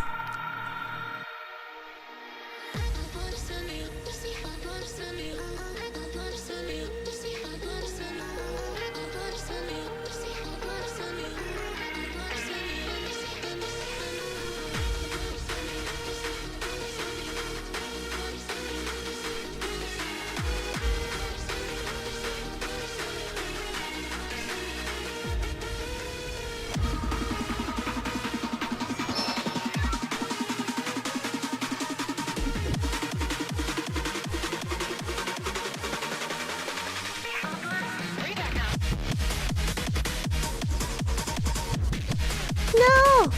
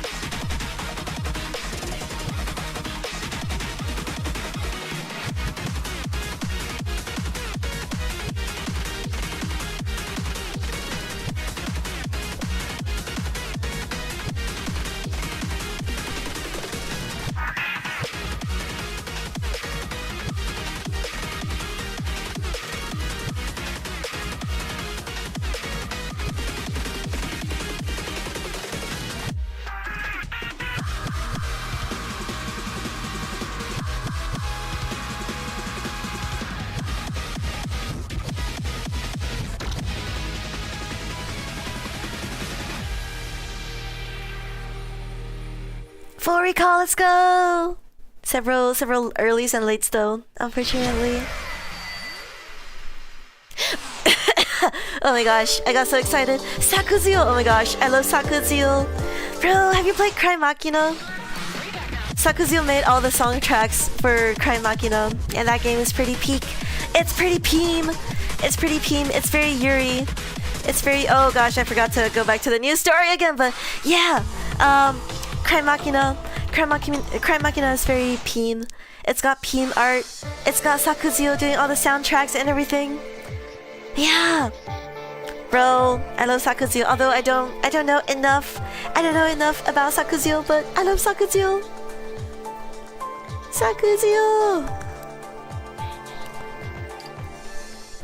Anyways, we love Yuri here. Dorosi? Sheesh? Shirahime, oh my gosh. Wait. Does Shirahime have a side story? Maybe? I forgot. But I'd be down to do the Shirahime stuff. Y'all, let's go, Rui!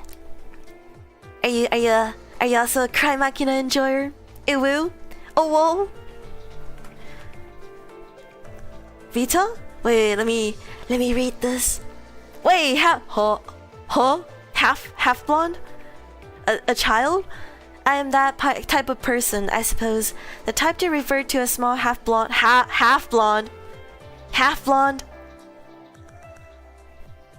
Is this Maya? Half blonde and ruby-eyed human, as merely a child. I heard her sobbing and thought it might have been that fool Lethe. When I looked to her and saw that she was not, she choked her tears back. I wasn't sure what to say beyond that. I simply approached her. She asked me, Are you real? I told her, dry your tears. This shouldn't be a world one cries in. I was so scared. She seemed to want to say. I had no words in return. She began to cry again, and I wondered about all of us. Sheesh? Hey, yo?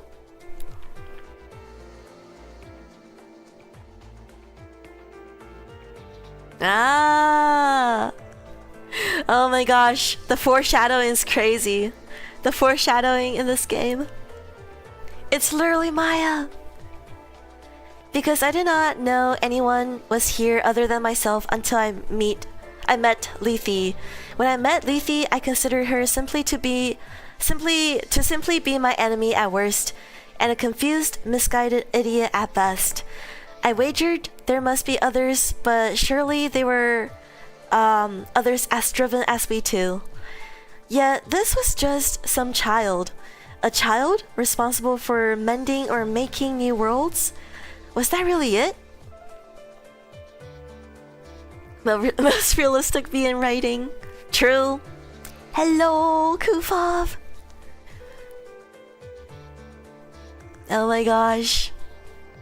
The insane foreshadowing, I swear. The butterfly. The white hair? Oh, wow. Bro, this game's story writing is so peem. My IQ is not enough to understand it, but it's so peem.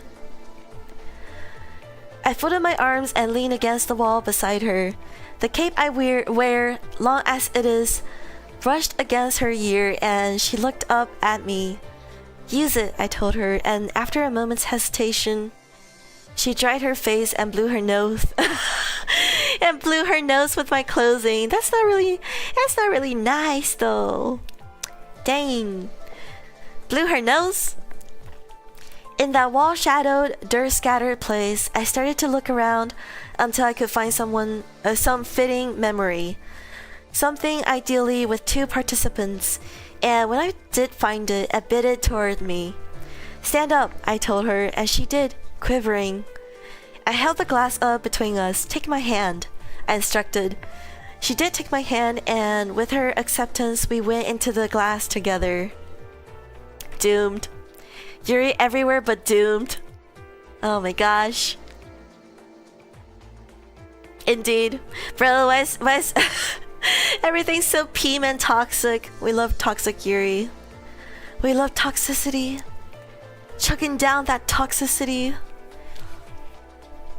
In that memory, our memory, Vita told me her name as we sat in the dining room of a warm and quiet inn. I was surprised to hear her name. I hadn't known mine at all until at that point recently.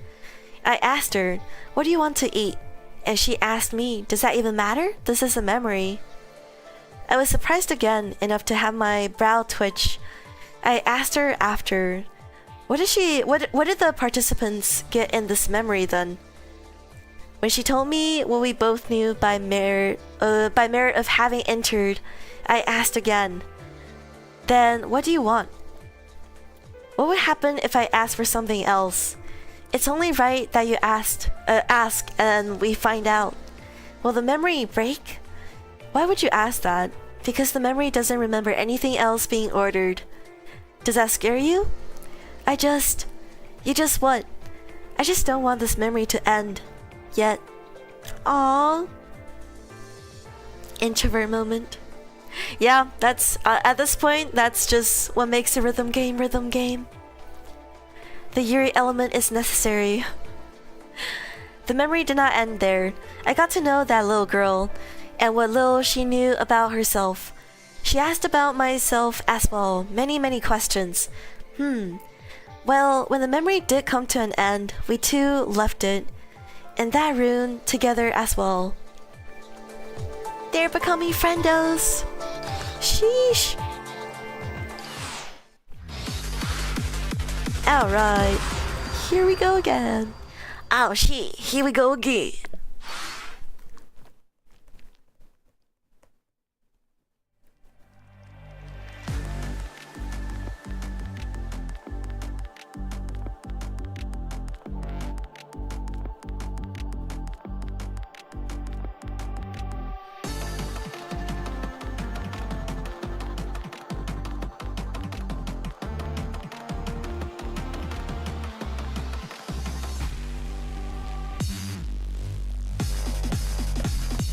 Bro, that's the same spot I missed last time. Bro.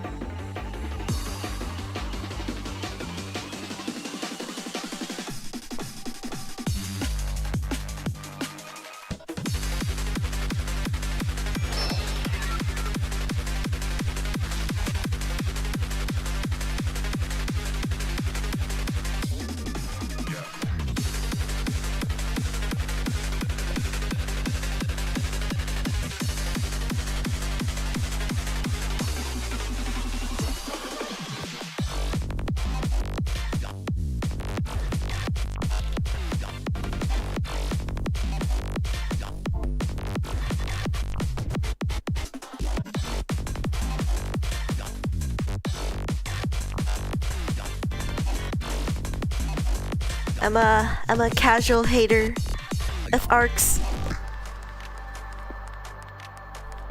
But I suppose they're kind of what makes Arcaea Arcaea, so I shouldn't hate them. But man, I'm so bad at them.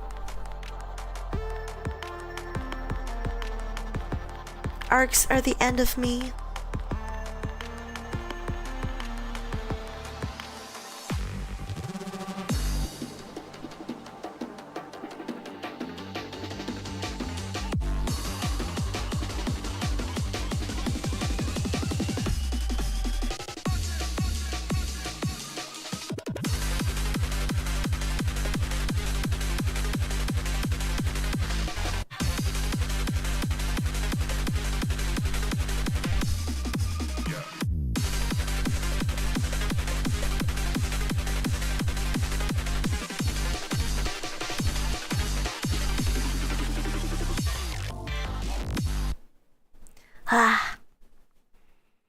Arcane for a 7+. Help! Oh my gosh. Da, da, da. Arcaea without the arcs would be Aya. Aya. Aya's a funny name, right? Yeah, honestly. Bro, how would the arcs work in Falsus? I forgot the button again, okay. At this point, I'll just sadly accept my fate of always forgetting the button.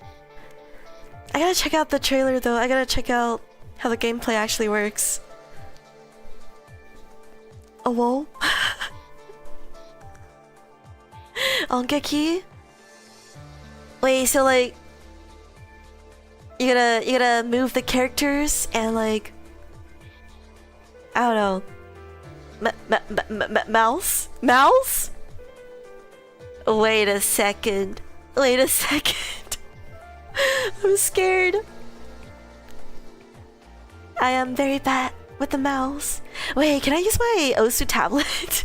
Would that make it easier? Oh my gosh. I hacked the game with Osu tablet. The only name I have left is Saya, and I have learned since coming here that we are only shadows of things that once were. Saya is dead, Saya lives on here. When I learned that, it was no awesome revelation. In a way, I had always felt this place to be something after. But it made me think on the others. It made me think on whether there was any reason to any of this at all. Oh my gosh, here comes the nihilism. Wait, 5 fingers? Wait, there are 6 buttons? There are 6 buttons to this game? For this game? What? Oh my gosh. Hey yo, wait. It works with the sound Voltex controller? Oh my gosh. What is this game? I wondered. People have died, but not all of them are here. Those who are here travel toward various ends. We all have different wishes, but it was not wishes that brought us here. The dead often wish for life in the end. None of them are here. Some of us come without a wish. No wish was held in Vita's heart. No wish was held in Cole's. It isn't that brought us here. It isn't fate. It isn't anything in specific. It is that God, isn't it? God and its whims. And that God is neither laughing nor smiling. That God may not even have a face. Bro. Wait, hold up. 6 key plus mouse?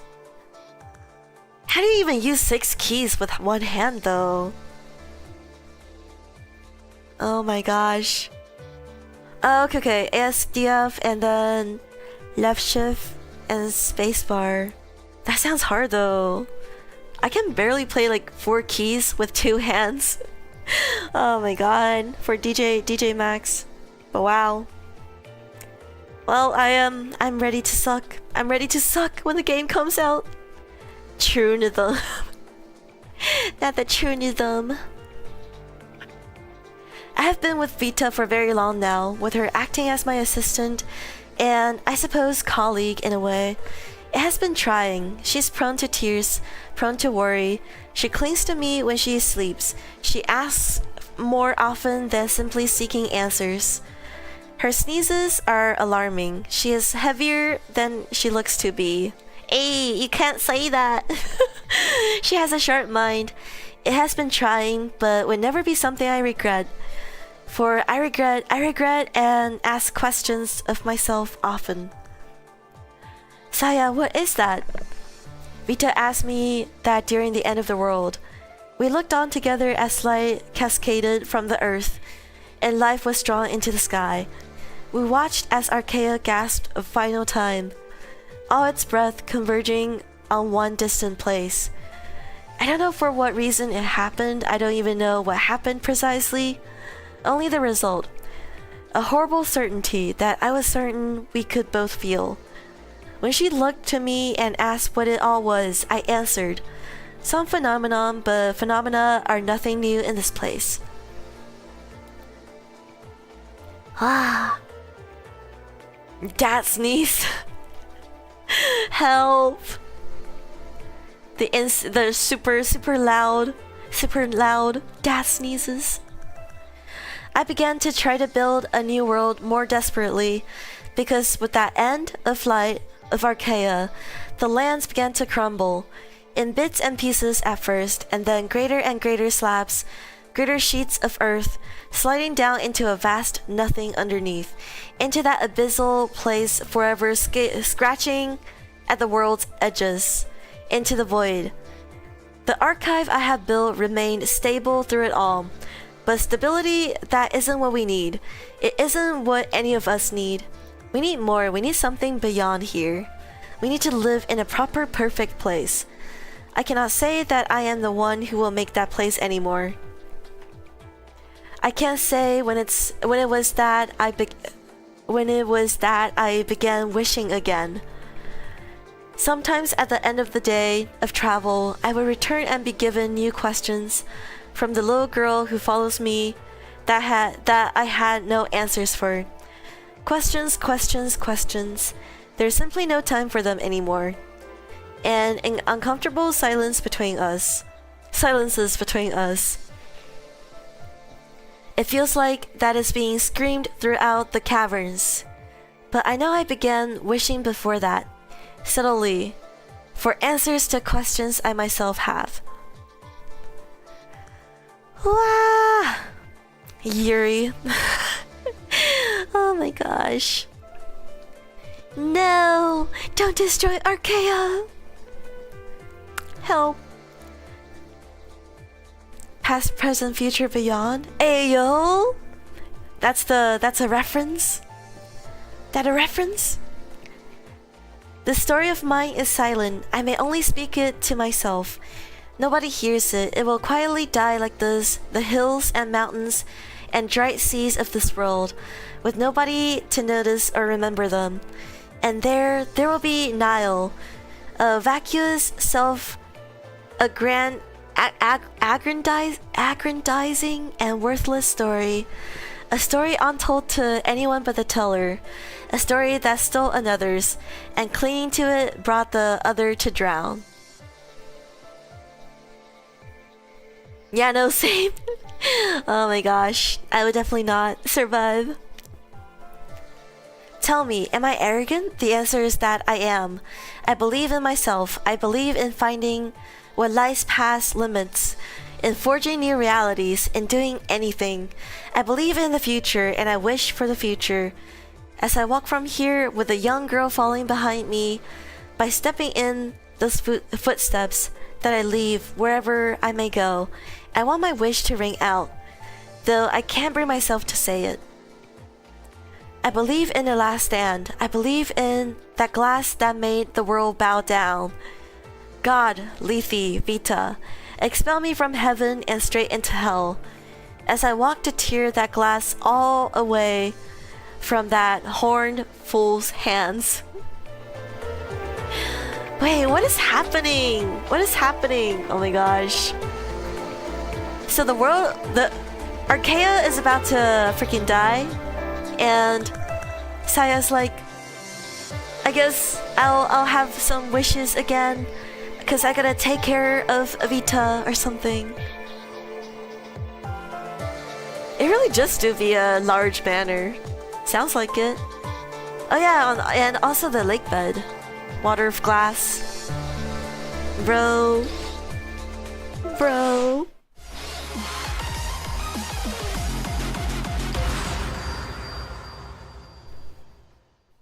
Is the puzzle coming soon? I'm mildly scared of math.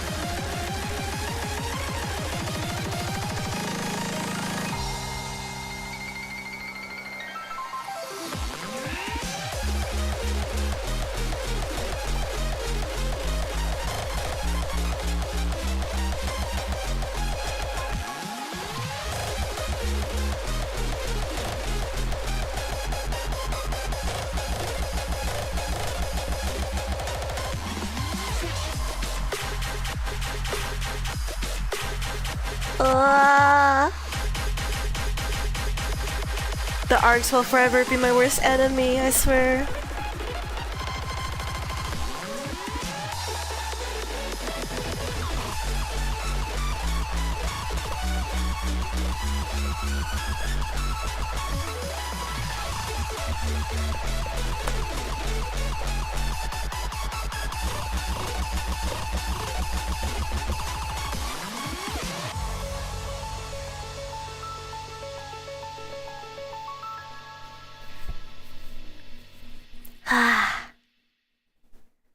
Peem.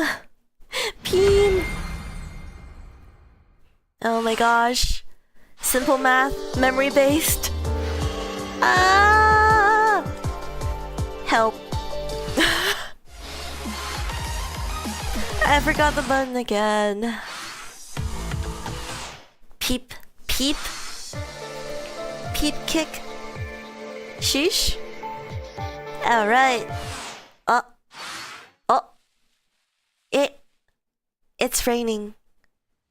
Vita came to me in a corner of my glass library and told me that in the bright and dark cave, I looked up to her from where I sat, and then I looked away.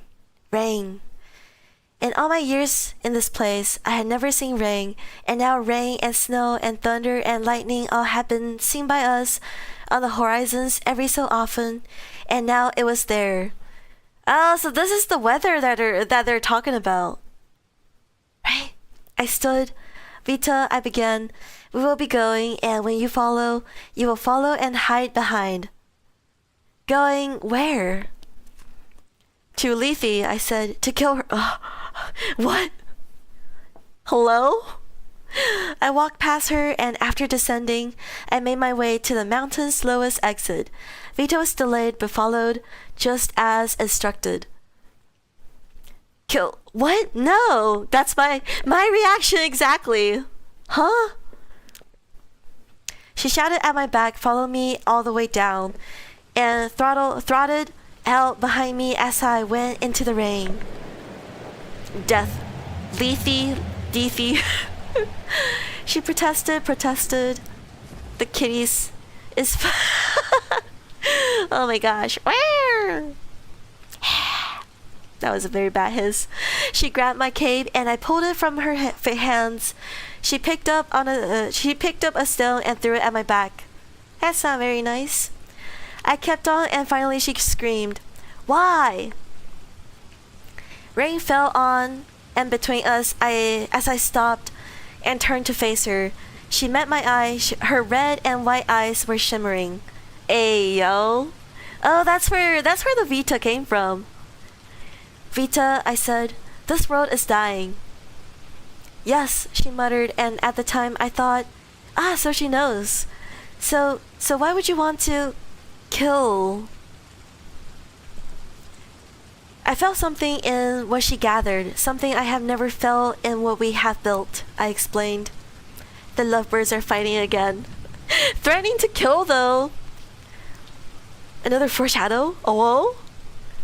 If I want to rescue us all, I reasoned that I must discover what that something was, and take and use it. With it, I might make the miracle that will build a new world. Lethe, however, will understand the theory, and we have no time to try with her. Bro, her belief, how she lies to herself, would never let her reason. Her heart is a fire.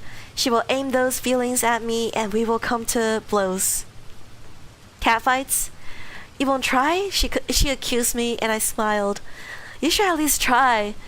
Her face bunched up, and her fists balled. And when I turned from her again, as the rings around us slowed and then stopped, I said lightly, "Fair, watch safely away when I do." Wait. So this is before Arcaea fell apart? I'm gonna guess, my guess is that Saya built a new world and then Maya was Vita, but was like reborn into that new world that Saya made? And then she got kidnapped by Insight.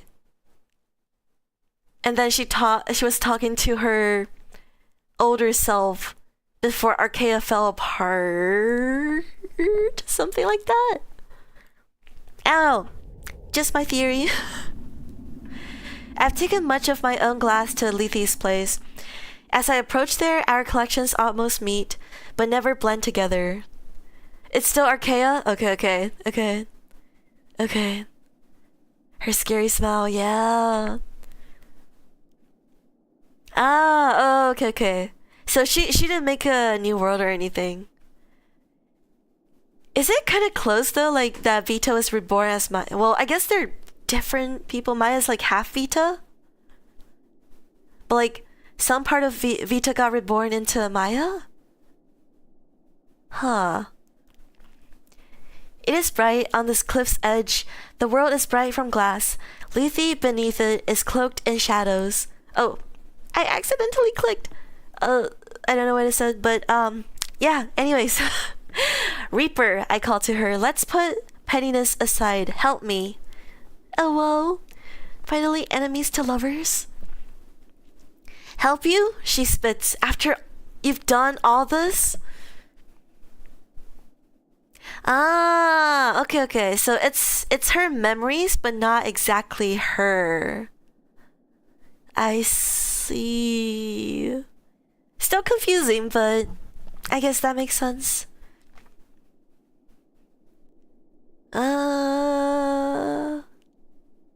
I see. Okay. That kind of makes sense, yeah. Ah, she must think I am responsible for cracking this world at its core.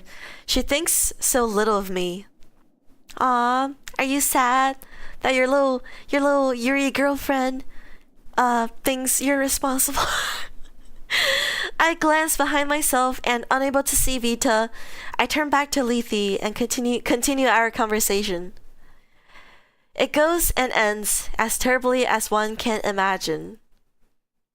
Oh, they're fighting? Okay. Shouting insults and her scythe swinging down on me. Looks like they are getting a divorce though. Help. I travel from shard to shard with a little trick of the flower at my eye. I refrain, I turn around her, I am trying, until I no longer can. No! No! I swear to her I will take her memories. She swears to me she will mend Arcaea's shattered core. I feel disgusted. Why? It begins to ring again.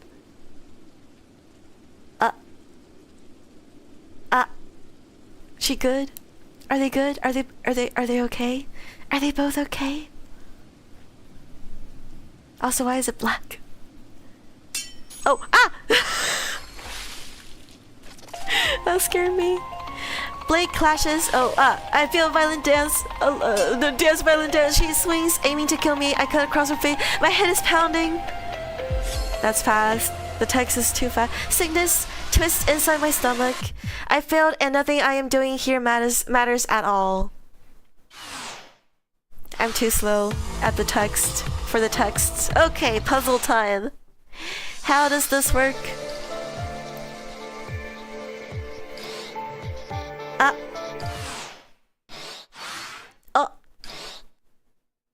Obtain that which you seek. I seek some kind of memory stuff? Pen and paper? Oh my gosh. I literally only use my iPad to write things these days. Oh gosh. Give me 1 second. Let me grab some. Let me try to find a pen and paper. I'll be right back, guys. I'll be right back.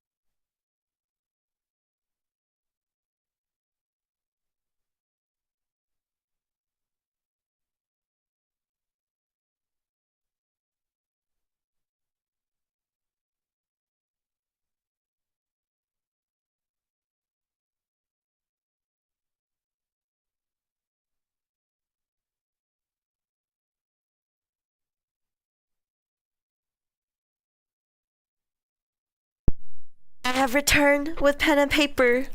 Let's see. Let me catch up on chat right here. Da da da da. Did I miss anything important?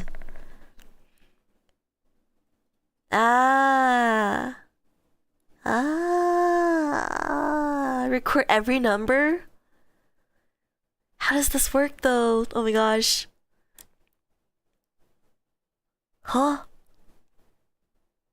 Da-da-da-da. I have terrible memory, guys. I think I have brain damage. Da-da-da-da. Pure memory. Oh my gosh. Nice one. Nice one. And a full recall. Alright. Record what I play. I see. Next to the songs associated with each step. Huh. Okay, what am I writing down here? Play yourself, you understand. Value best, don't you? Each song you remember has been assigned a value. Remember their worth, memorize them, bring them here, and with their values, answer. Do not delay. You have 99 seconds? Why is this timed? Why is this timed? Please, I can't. What?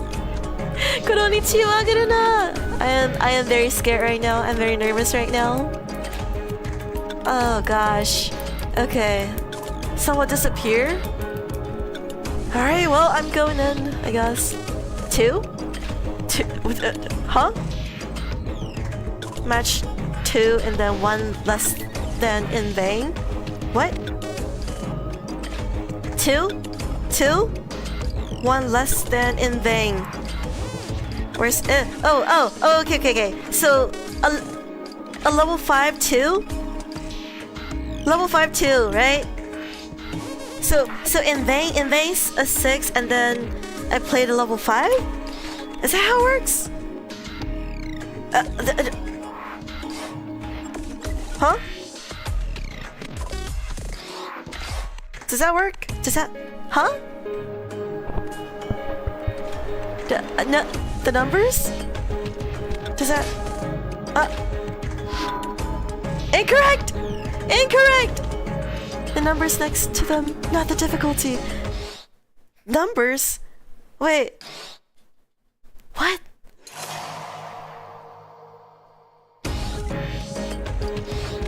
Match 2, 1 less than Ashen Boundary. Okay. Wait, how do I cancel the pack restriction? Oh. Wait. Oh, numbers. Do I need to write down everything? Everything? Okay, wait. So 6, 3, 4, 2, 7, 8, 5, 1. Do I need to write down the songs too? Okay, match 2. Wait, match 2. And then 1 less than Ashen Boundary. Ashen Boundary is 4, so 3. Oh, I gotta click it. That work? Okay. Do I just play them now? Write the names at the top. Okay, I was kinda scared because the time was running out. Wait, so 2 is hypnotize? Yeah, 2 is hypnotize. Hip. And then 6, 1 less, so in vain was 3, right? In vain is 3. The song is in hard gauge. Okay. Just play any song. I'll go with the safe option here, I guess. Okay, this is kind of stressful. Oh my god. Thank you, Runa. I hope you're feeling better.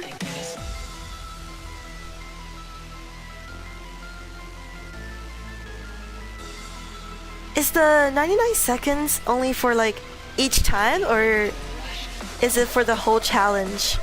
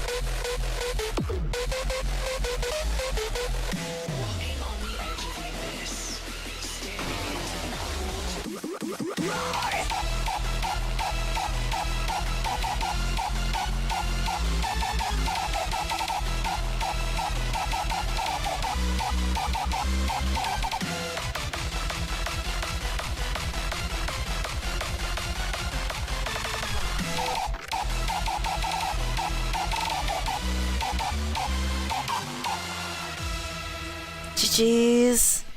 Ah.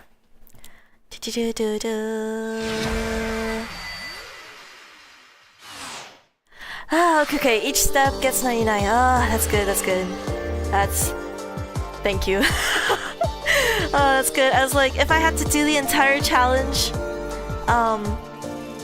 for within 99 seconds, I'm kinda scared.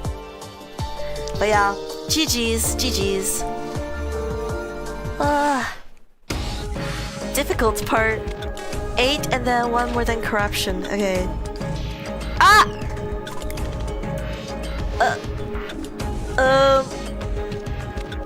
Alright, let me actually just write down what's here still. Ashen. And then 1 is antithesis. And then 2 is hypnotize. Okay, that's all we know. Oh gosh, what's 6, 7, 8, 5? I forgot to write those down! Ah! Oh sheesh, okay, stream chat and Discord. Oh thank god, okay. Okay, let me see if I can. Okay, I don't know what 8 is. But 1 more than corruption.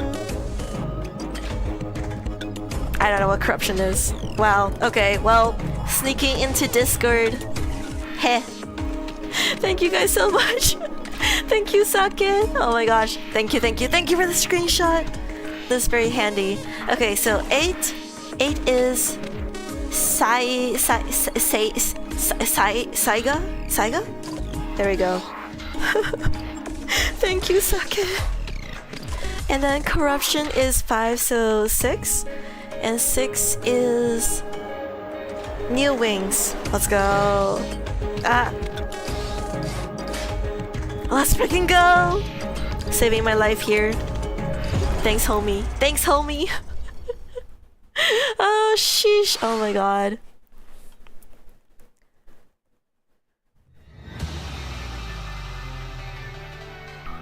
That's gonna make things a lot easier. My dum-dum forgot to write down all the numbers first time.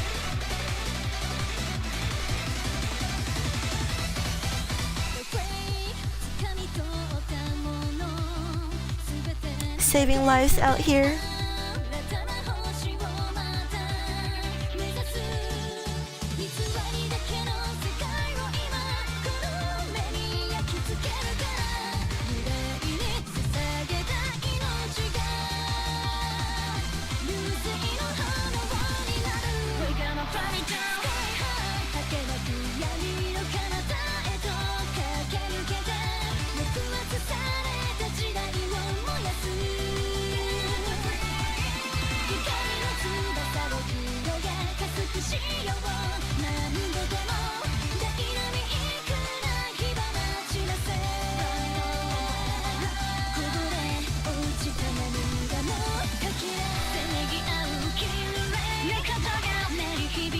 No! What happened to my combo? What the?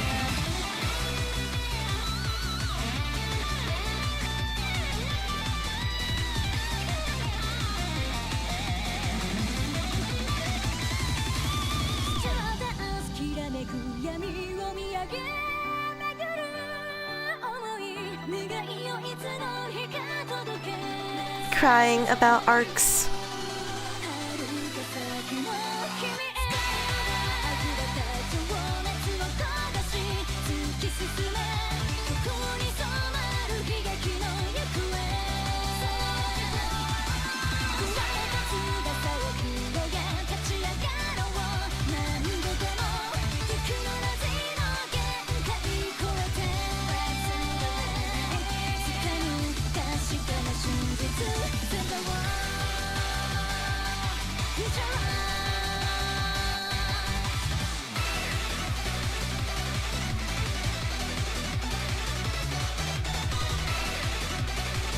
No.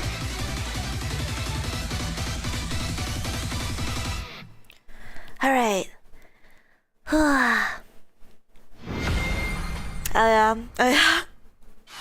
This challenge. Oh my gosh.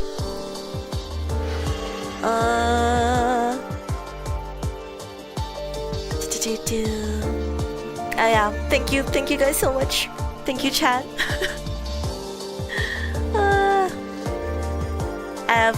My memory is not very pure. My memory is very dirty. Oh shit. Hypnotize and then 4 more. First played. First. Okay, hold up. Hypnotize is 2, so 3 again in vain. Oh, less than. Wait, yeah. Wait, no. Wait, yeah. Wait, no. 1. Okay, 1 is antithesis. And then first played in vain. Okay. Thank you. 4, so 7 is judgment. Thank you guys so much. Would have doomed if you know what? I'll go for a harder one. Actually, nah. I'll be safe. Nah, actually, I'll do the harder one. But thank you guys so much. Thank you.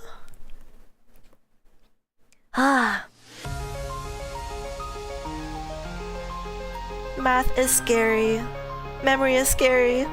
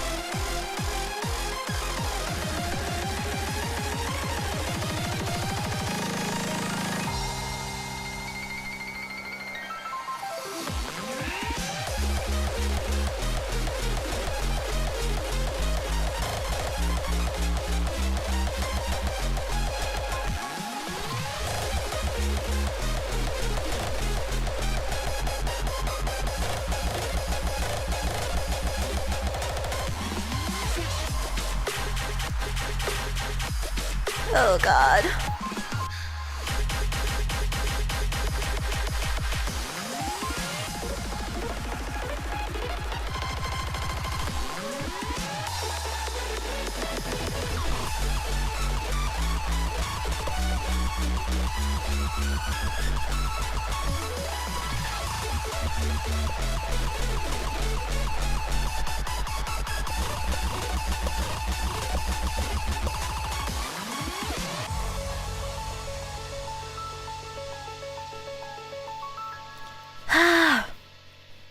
Alright, now what? Now what?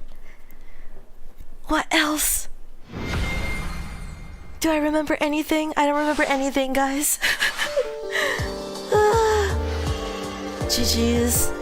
Final part, find it. The song that you seek? What do I seek? What do I seek though? What do I seek? Find alter ego? What? Wait. Oh. What the? Am I stupid? What? Am I just scrolling? Am I just scrolling? Did I miss anything? Where's alter ego? Hold on. What is going on? What is going on? Keep scrolling? Okay. I'll scroll. Where the... Alright, thank God. Okay, let's go. Level 9 though. Oh gosh.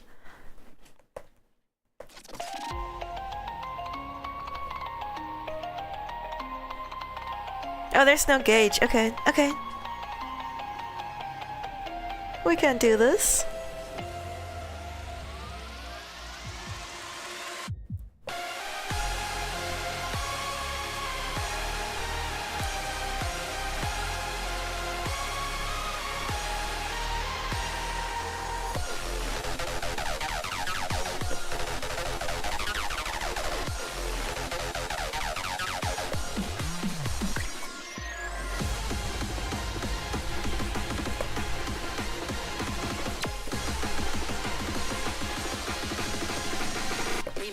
Shape. Boom.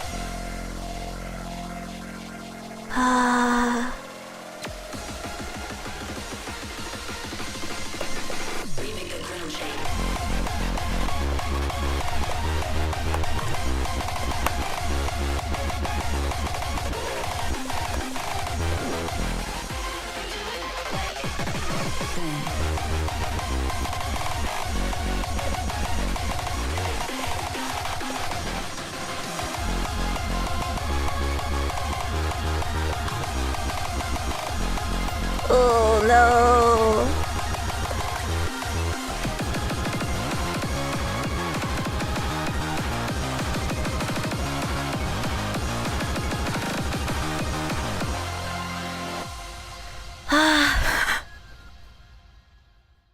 Oh, that part was hard, but we made it, I think. Ah! We did not make it! We did not make it! At least we unlocked it though. Oh my god. Well, GG's. Is that it? Or do I have to... Oh, okay. I guess I don't have to actually pass it. Thank you guys so much for the hints and remembering things for me. Alright, here we go. Here we go. Amnesia? Devil? This is no clash of great powers. This is no immense and weighty battle. Close enough? Aw, man. Just a little bit. That last part was so confusing. In this struggle between myself and Lethe, when I win, I will win nothing, and when I lose, I will lose nothing. I know it. We're only two misguided women believing in a better ending for us, but it is not to be. We're nothing. Our lives have meant nothing. But I still want to try, and nausea is plaguing me for feeling so. As Lethe pulls back and, with surreal strength, drags her scythe toward me again, as I cast glass upward and downward to stop the blade and pierce her chest. Oh! Our battle's ended by a finger falling between us. Vita? Vita? Is that Vita? Oh! A slender gloved hand touches down where our edges were ready to meet. That's a good thing, right? Lacrimera? Is that Lacrimera? When it does, my entire body pulsates and pain almost cripples me. Oh, that's not good. My glass scatters, Lethe's scythe flies from her hand. We both are blown horribly backward. That's not very good. The earth itself pounds as if it is a great drum being beat once by an immense rod. We're then stopped in the air. The air itself violently pulls back. Oh, that's red. Okay. And I strike against the ground as Lethe's scythe flies forward and cuts me deeply across my side before skidding down behind me. Okay. Okay. That's okay. For Lethe, several shards of my glass burrow into her left arm. Okay. We both crash down on our knees, being made to bow. That's gotta be Lacrimera. And though I feel torn apart, I raise my head, I do not let it fall. Standing still between us is a strange new woman with long and pale hair. It is her! And strangely piercing eyes. Bro! When I catch her, when I catch Lacrimera, the things I would do. She looks to me, she looks to Lethe, she's smiling. That woman! Enough of all of that, you two, she says. If you play so roughly, you might hurt something precious in your process.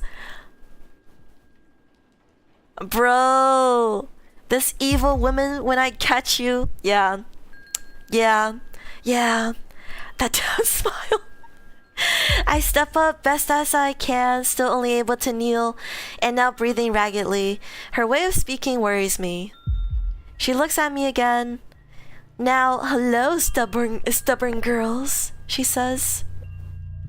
Bro, she looks like a top. If evil, why hot? That's, yeah. Honestly, yeah. Why? Why indeed? I wonder what the game is gonna do to her, though.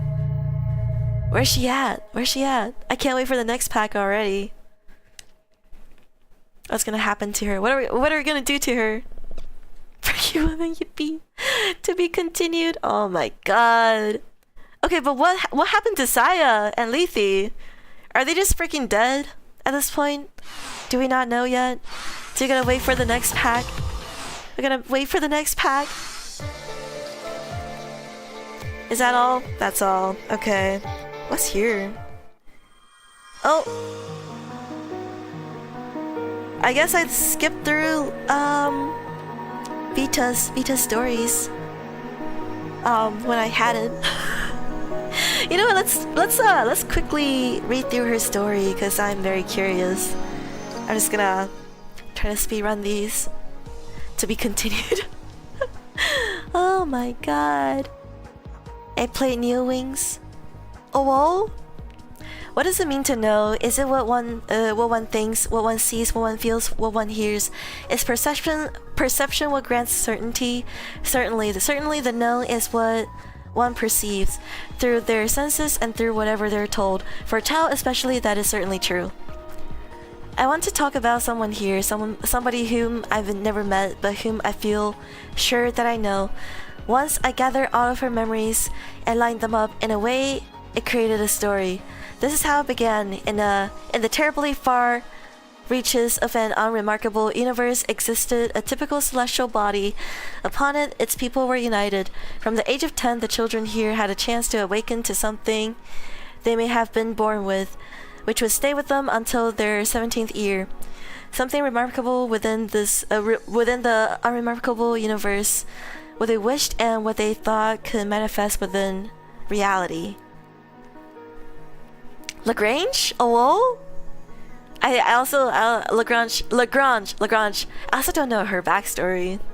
I keep skipping stuff before I actually started streaming things. GG's. Nonoka. Wait, do they actually? Bro, Nonoka's backstory still confuses me. Like, how's it related to the other stories? They weren't gods, but they were unusual architects, and with their magnificent abilities, they could protect their world. Of the few boys and girls born so special, one child was another. Our child was another.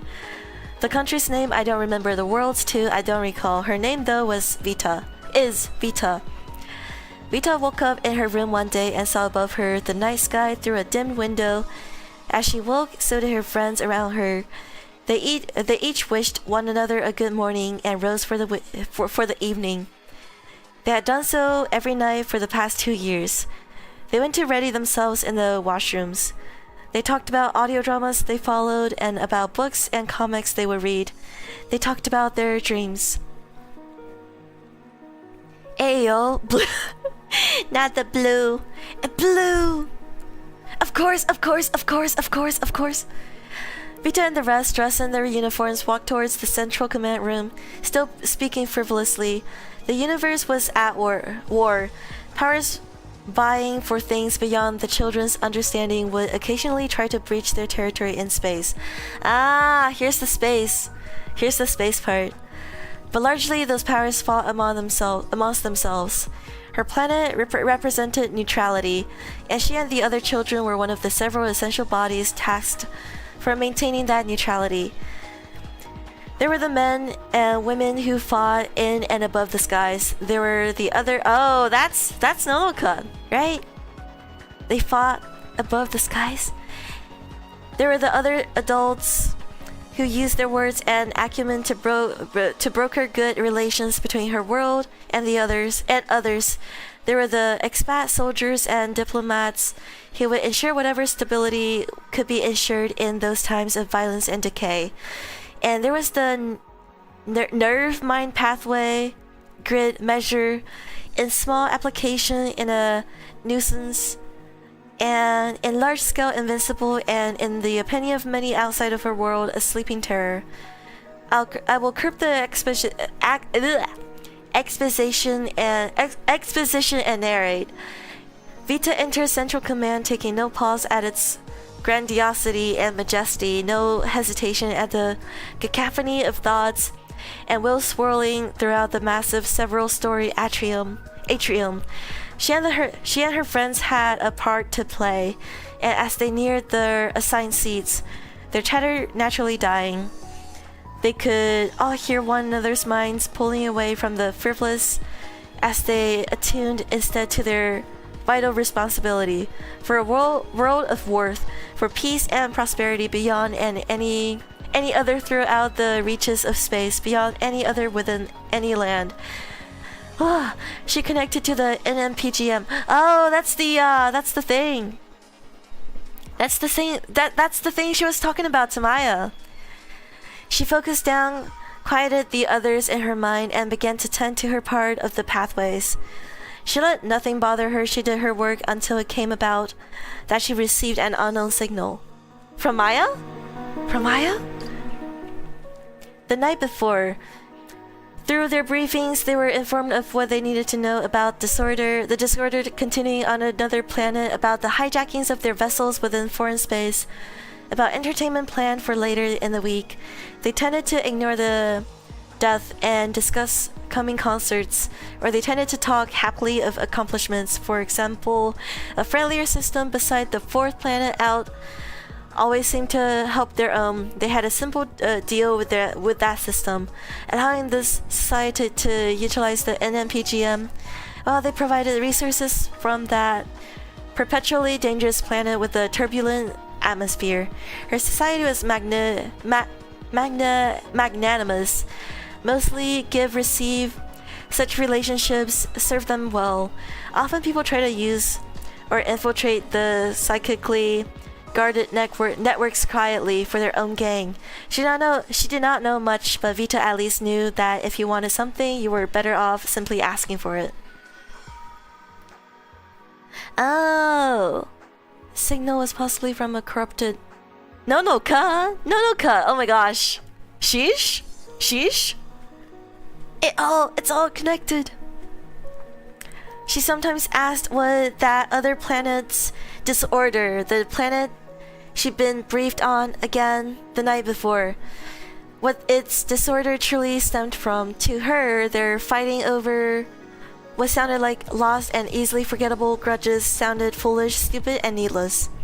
She'd often say, "It's not like it's hard to find things in this world to be happy about. Keep this in mind." That day she received an unknown signal. Oh, Nonoka! As she fortified the part of the path she was charged with, she heard West End seeking aid. Coordinates are... Oh, sheesh. And as she flinched and as she looked around her at the other seated children, she realized that she was the only person hearing this voice. Ayo? That's like similar to Nonoka, right? She was the only one who can see the thingy. As she entered the coordinates, she was given into the computer beside her workstation. She steeled herself and sent out a thought. Rank and designation, are you in engineering or communication? Why are you off-world? Her questions were answered with silence. She nervously continued her duties, ever mindful of the source of the transmission. And eventually it answered again. You can hear me? Wait, it actually works? If I can hear you, you should know how to talk. Are you not a psychic? She paused. That was a rather unsettling notion. She told the other voice, I'll be keeping your signal open and bridging you to the commanders of... Wait, you have to be one of the architects of the MMPGM, right? From that neutral country. There's nowhere that wouldn't know that. She answered, irritation creeping over her fingers. Initiating bridge. Just like I thought, the whole lot of you are arrogant. I knew this wouldn't work. Why'd they assign me for it? Unintentionally, she slowly pinched at her armrest. I'm not arrogant, she replied. Whatever infiltration methods you're using, they're going to be found out. I must inform you that our network and people aren't things you want to play with. If you break us out of neutrality, we break you. Understood? What happens when you break it first? Asked the voice, and her voice was delivered with a hiss, a sharply sent. What? I said, what happens when you break your neutrality first? That never happened, and it wouldn't happen. So you've never heard of Petor? And when she made to reply, she realized that she hadn't. I'm closing this transmission, said the voice, but I'll open it again. Use your vast networks to search Petor. They won't censor everything over there, right? You're supposed to be a good place. Goodbye. And so the transmission ended.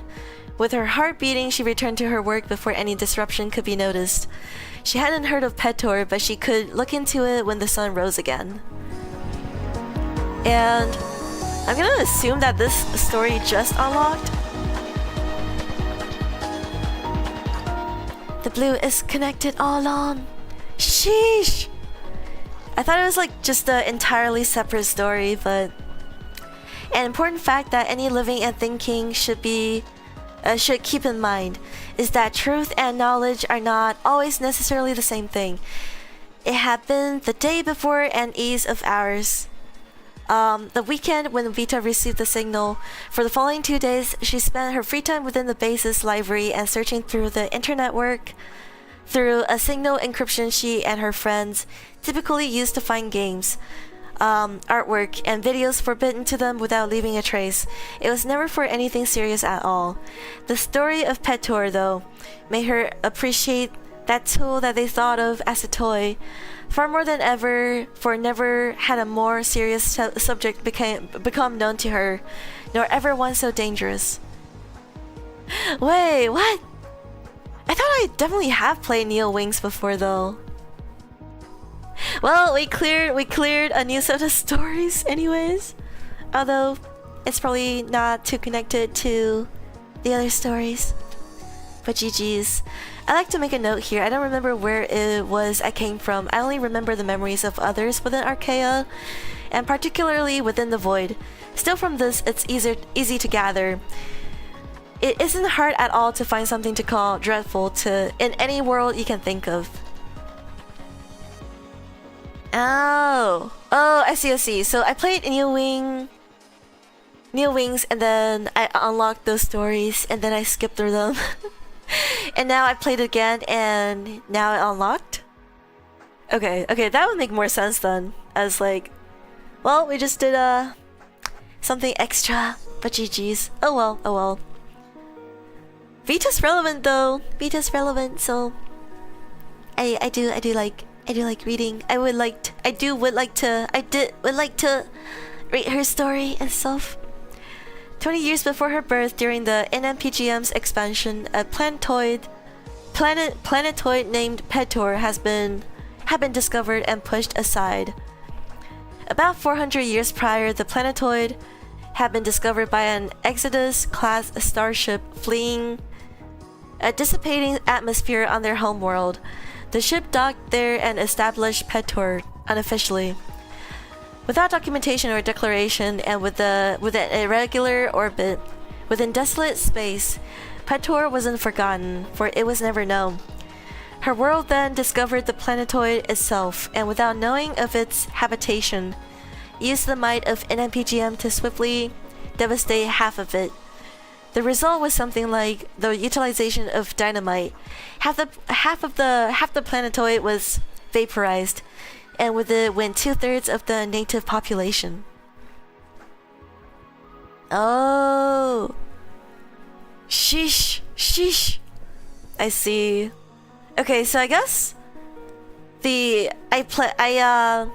played Neo Wings before the first 2 entries without unlocking the 3rd one, and then after that I haven't played Neo Wings. And now since I played it, the 3rd one got unlocked. I see. The Petorans salt console with her world. Sources from Vita's planet lacked records of these pleas.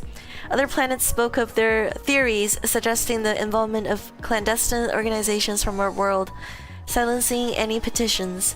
And Petorans formed an alliance with an imperial planet, known for adopting cultures at their surrender. And Vita did remember that her world has supposedly engaged in a skirmish on some distant edge of space. Supposedly the Imperium has struck force against the forces from her world.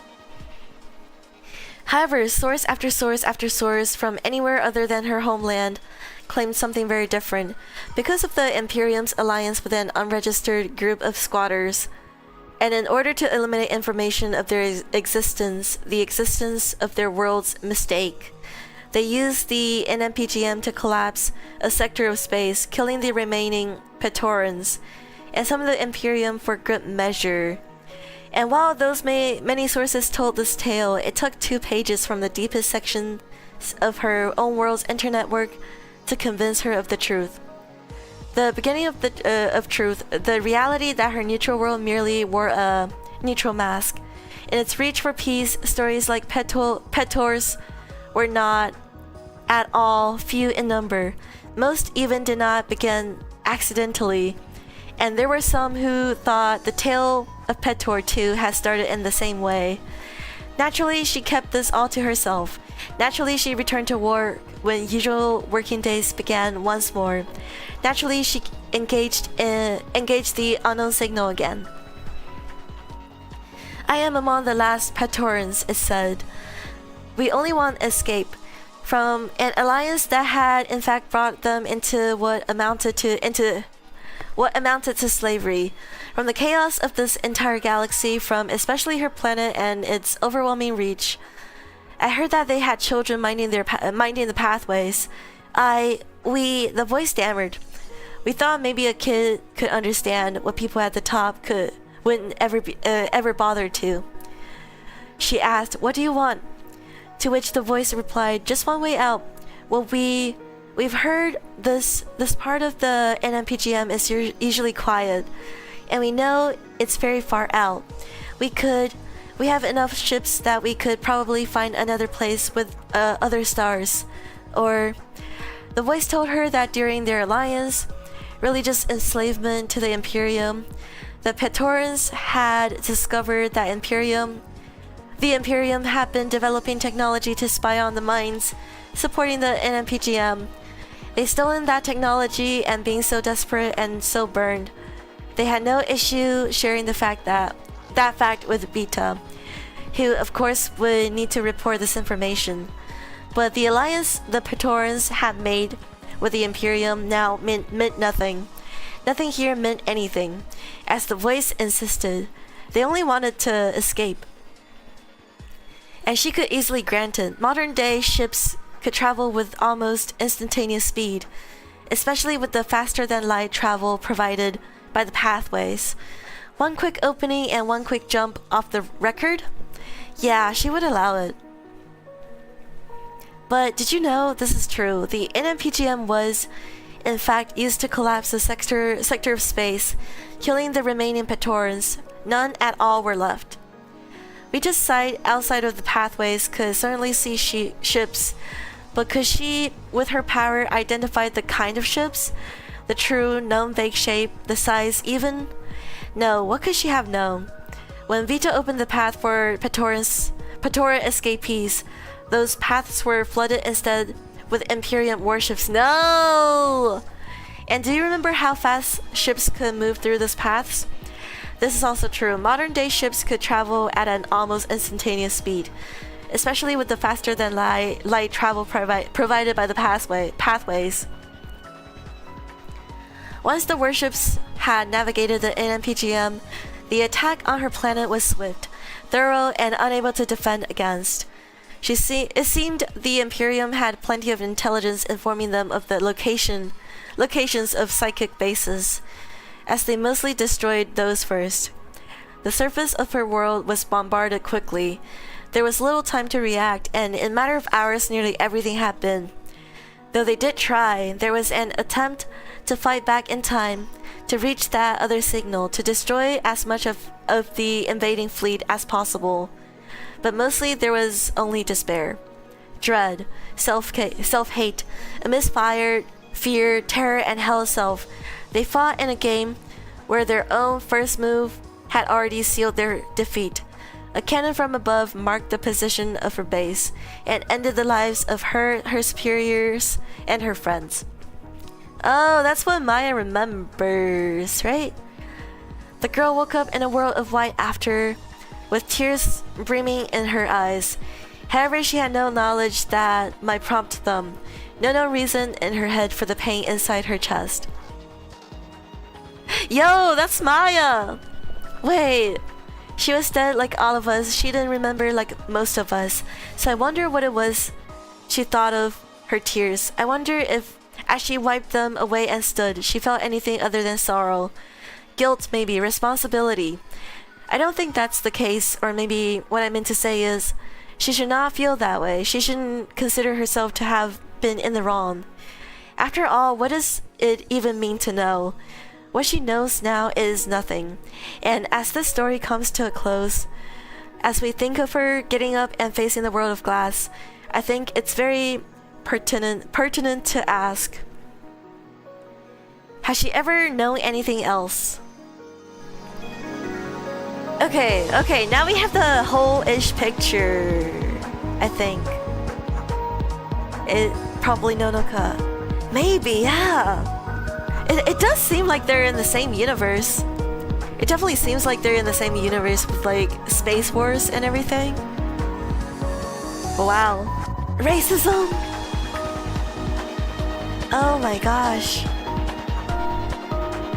Yeah, it all makes sense now. That's why she's like seeing the memories and like she's like, oh man, she feels all the guilt and everything. Oh my gosh. Yeah, okay. That links to Lasting Eden then. Okay. Maya was those memories. I see. Yeah, cause she sees the memories of like her people getting destroyed by the Imperium and stuff. Wow. Okay, it all makes sense now. Everything makes sense now. Is that it? That's it, right? And me skipping everything else. Oh well. GG's. Is that L? Nothing else unlocked, right? I think. Yeah, I think we're good. Well. Absolute Nile. Wait. There's another unlock? Acheron. Oh! Okay. Let me do that then. As the last thing. Ashen Boundary, right? With Saya, Vita, or Lagrange. I'll just stick to Saya. Alright. We shall do this as the last thing of the stream. Which turned out to be longer than my usual 3 hours. But this was fun, so...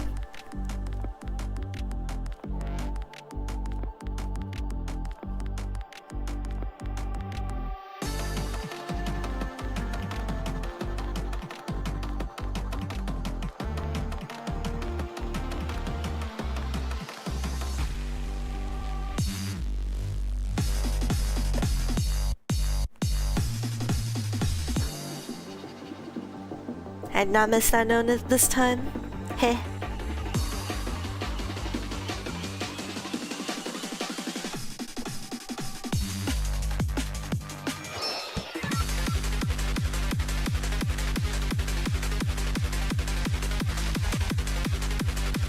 No!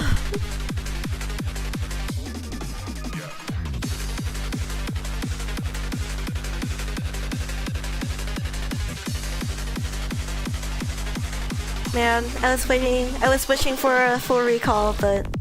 Oh, JK, we have arcs here. Impossible.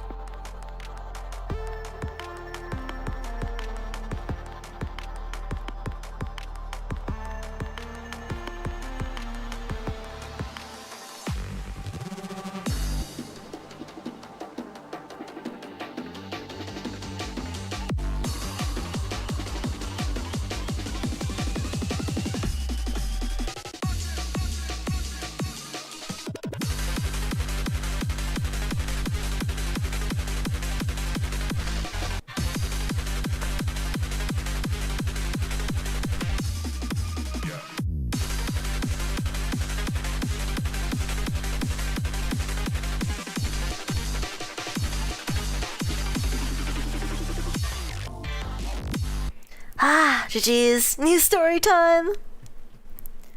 Roll mode? Yeah, I'll definitely be doing that.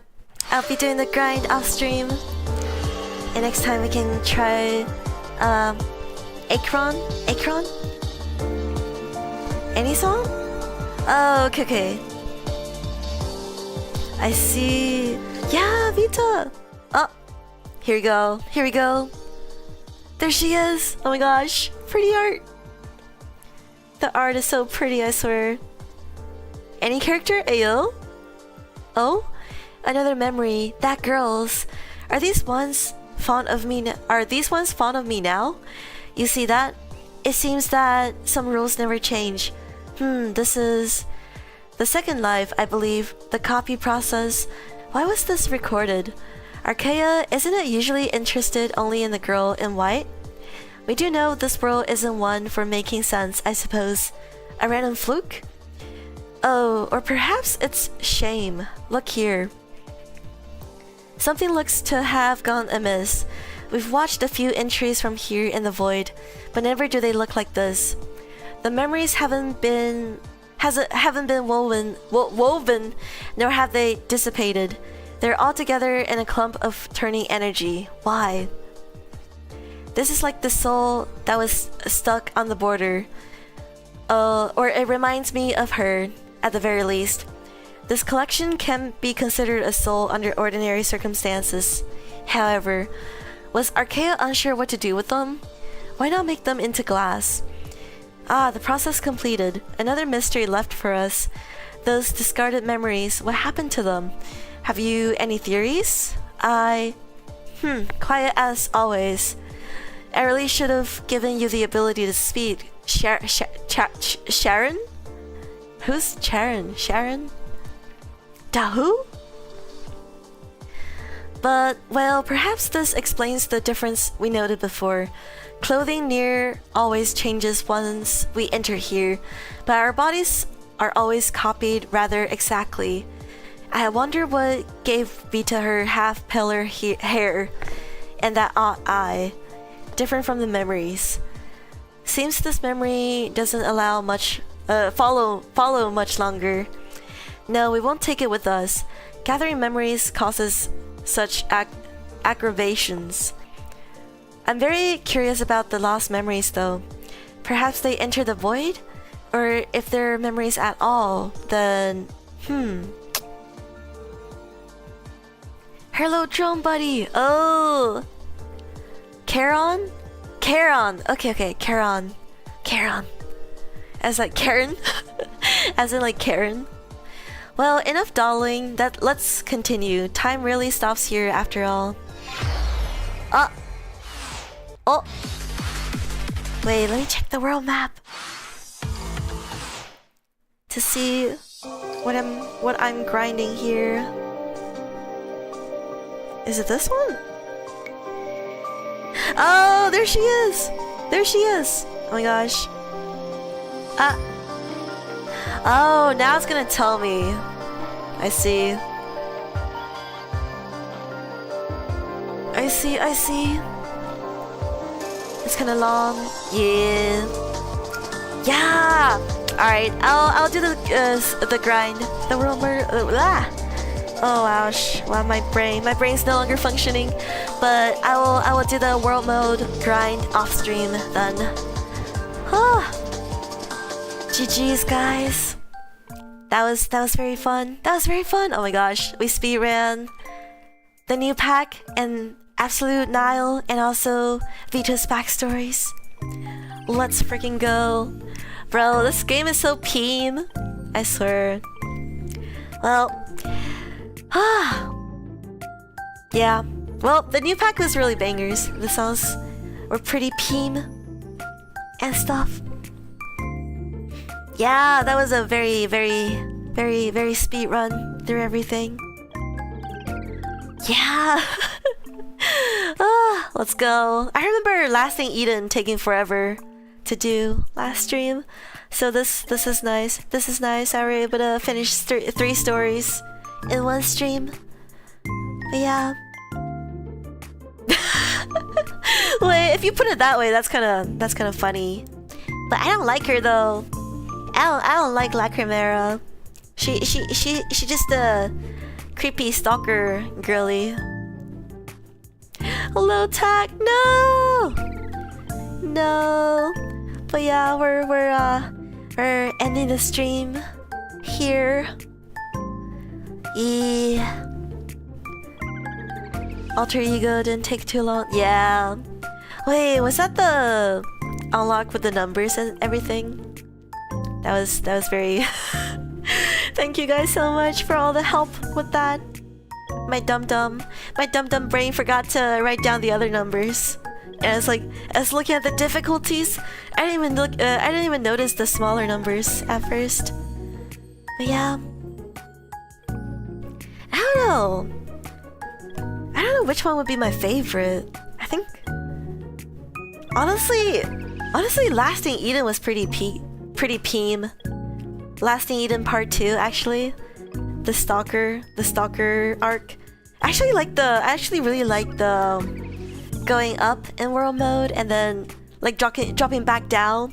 That was my favorite part so far, I think. Yeah, I was gonna say, like, compared to Lasting Eden Part 2, the new story pack, the new unlocks are pretty straightforward. And with you guys' help for Absolute Nile, that was also pretty straightforward. Cause yeah, I hella struggled with Lasting Eden too, with the weird alphabets and numbers and stuff. Man, the fake Vita pack. No way. Oh my gosh. Yeah, Lucid Historia though, with the Yuri kiss on the forehead. That was very cute.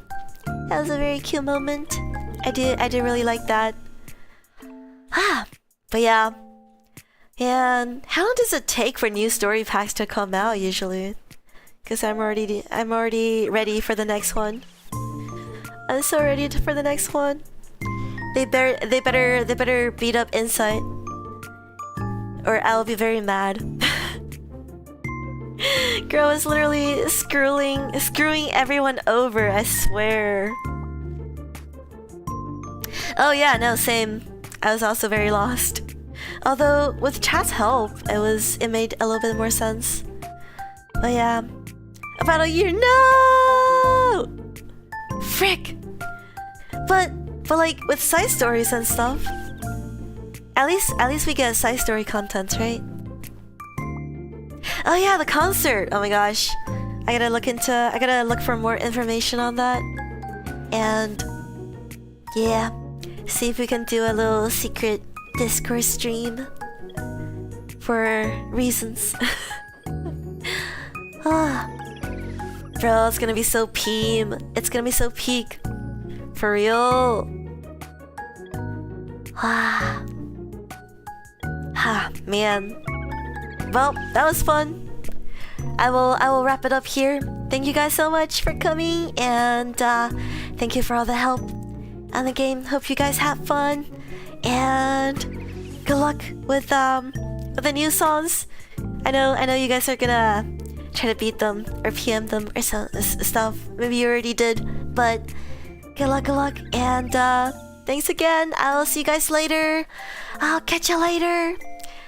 Good night, good day, and kuroyasumi. Kuroyasumi.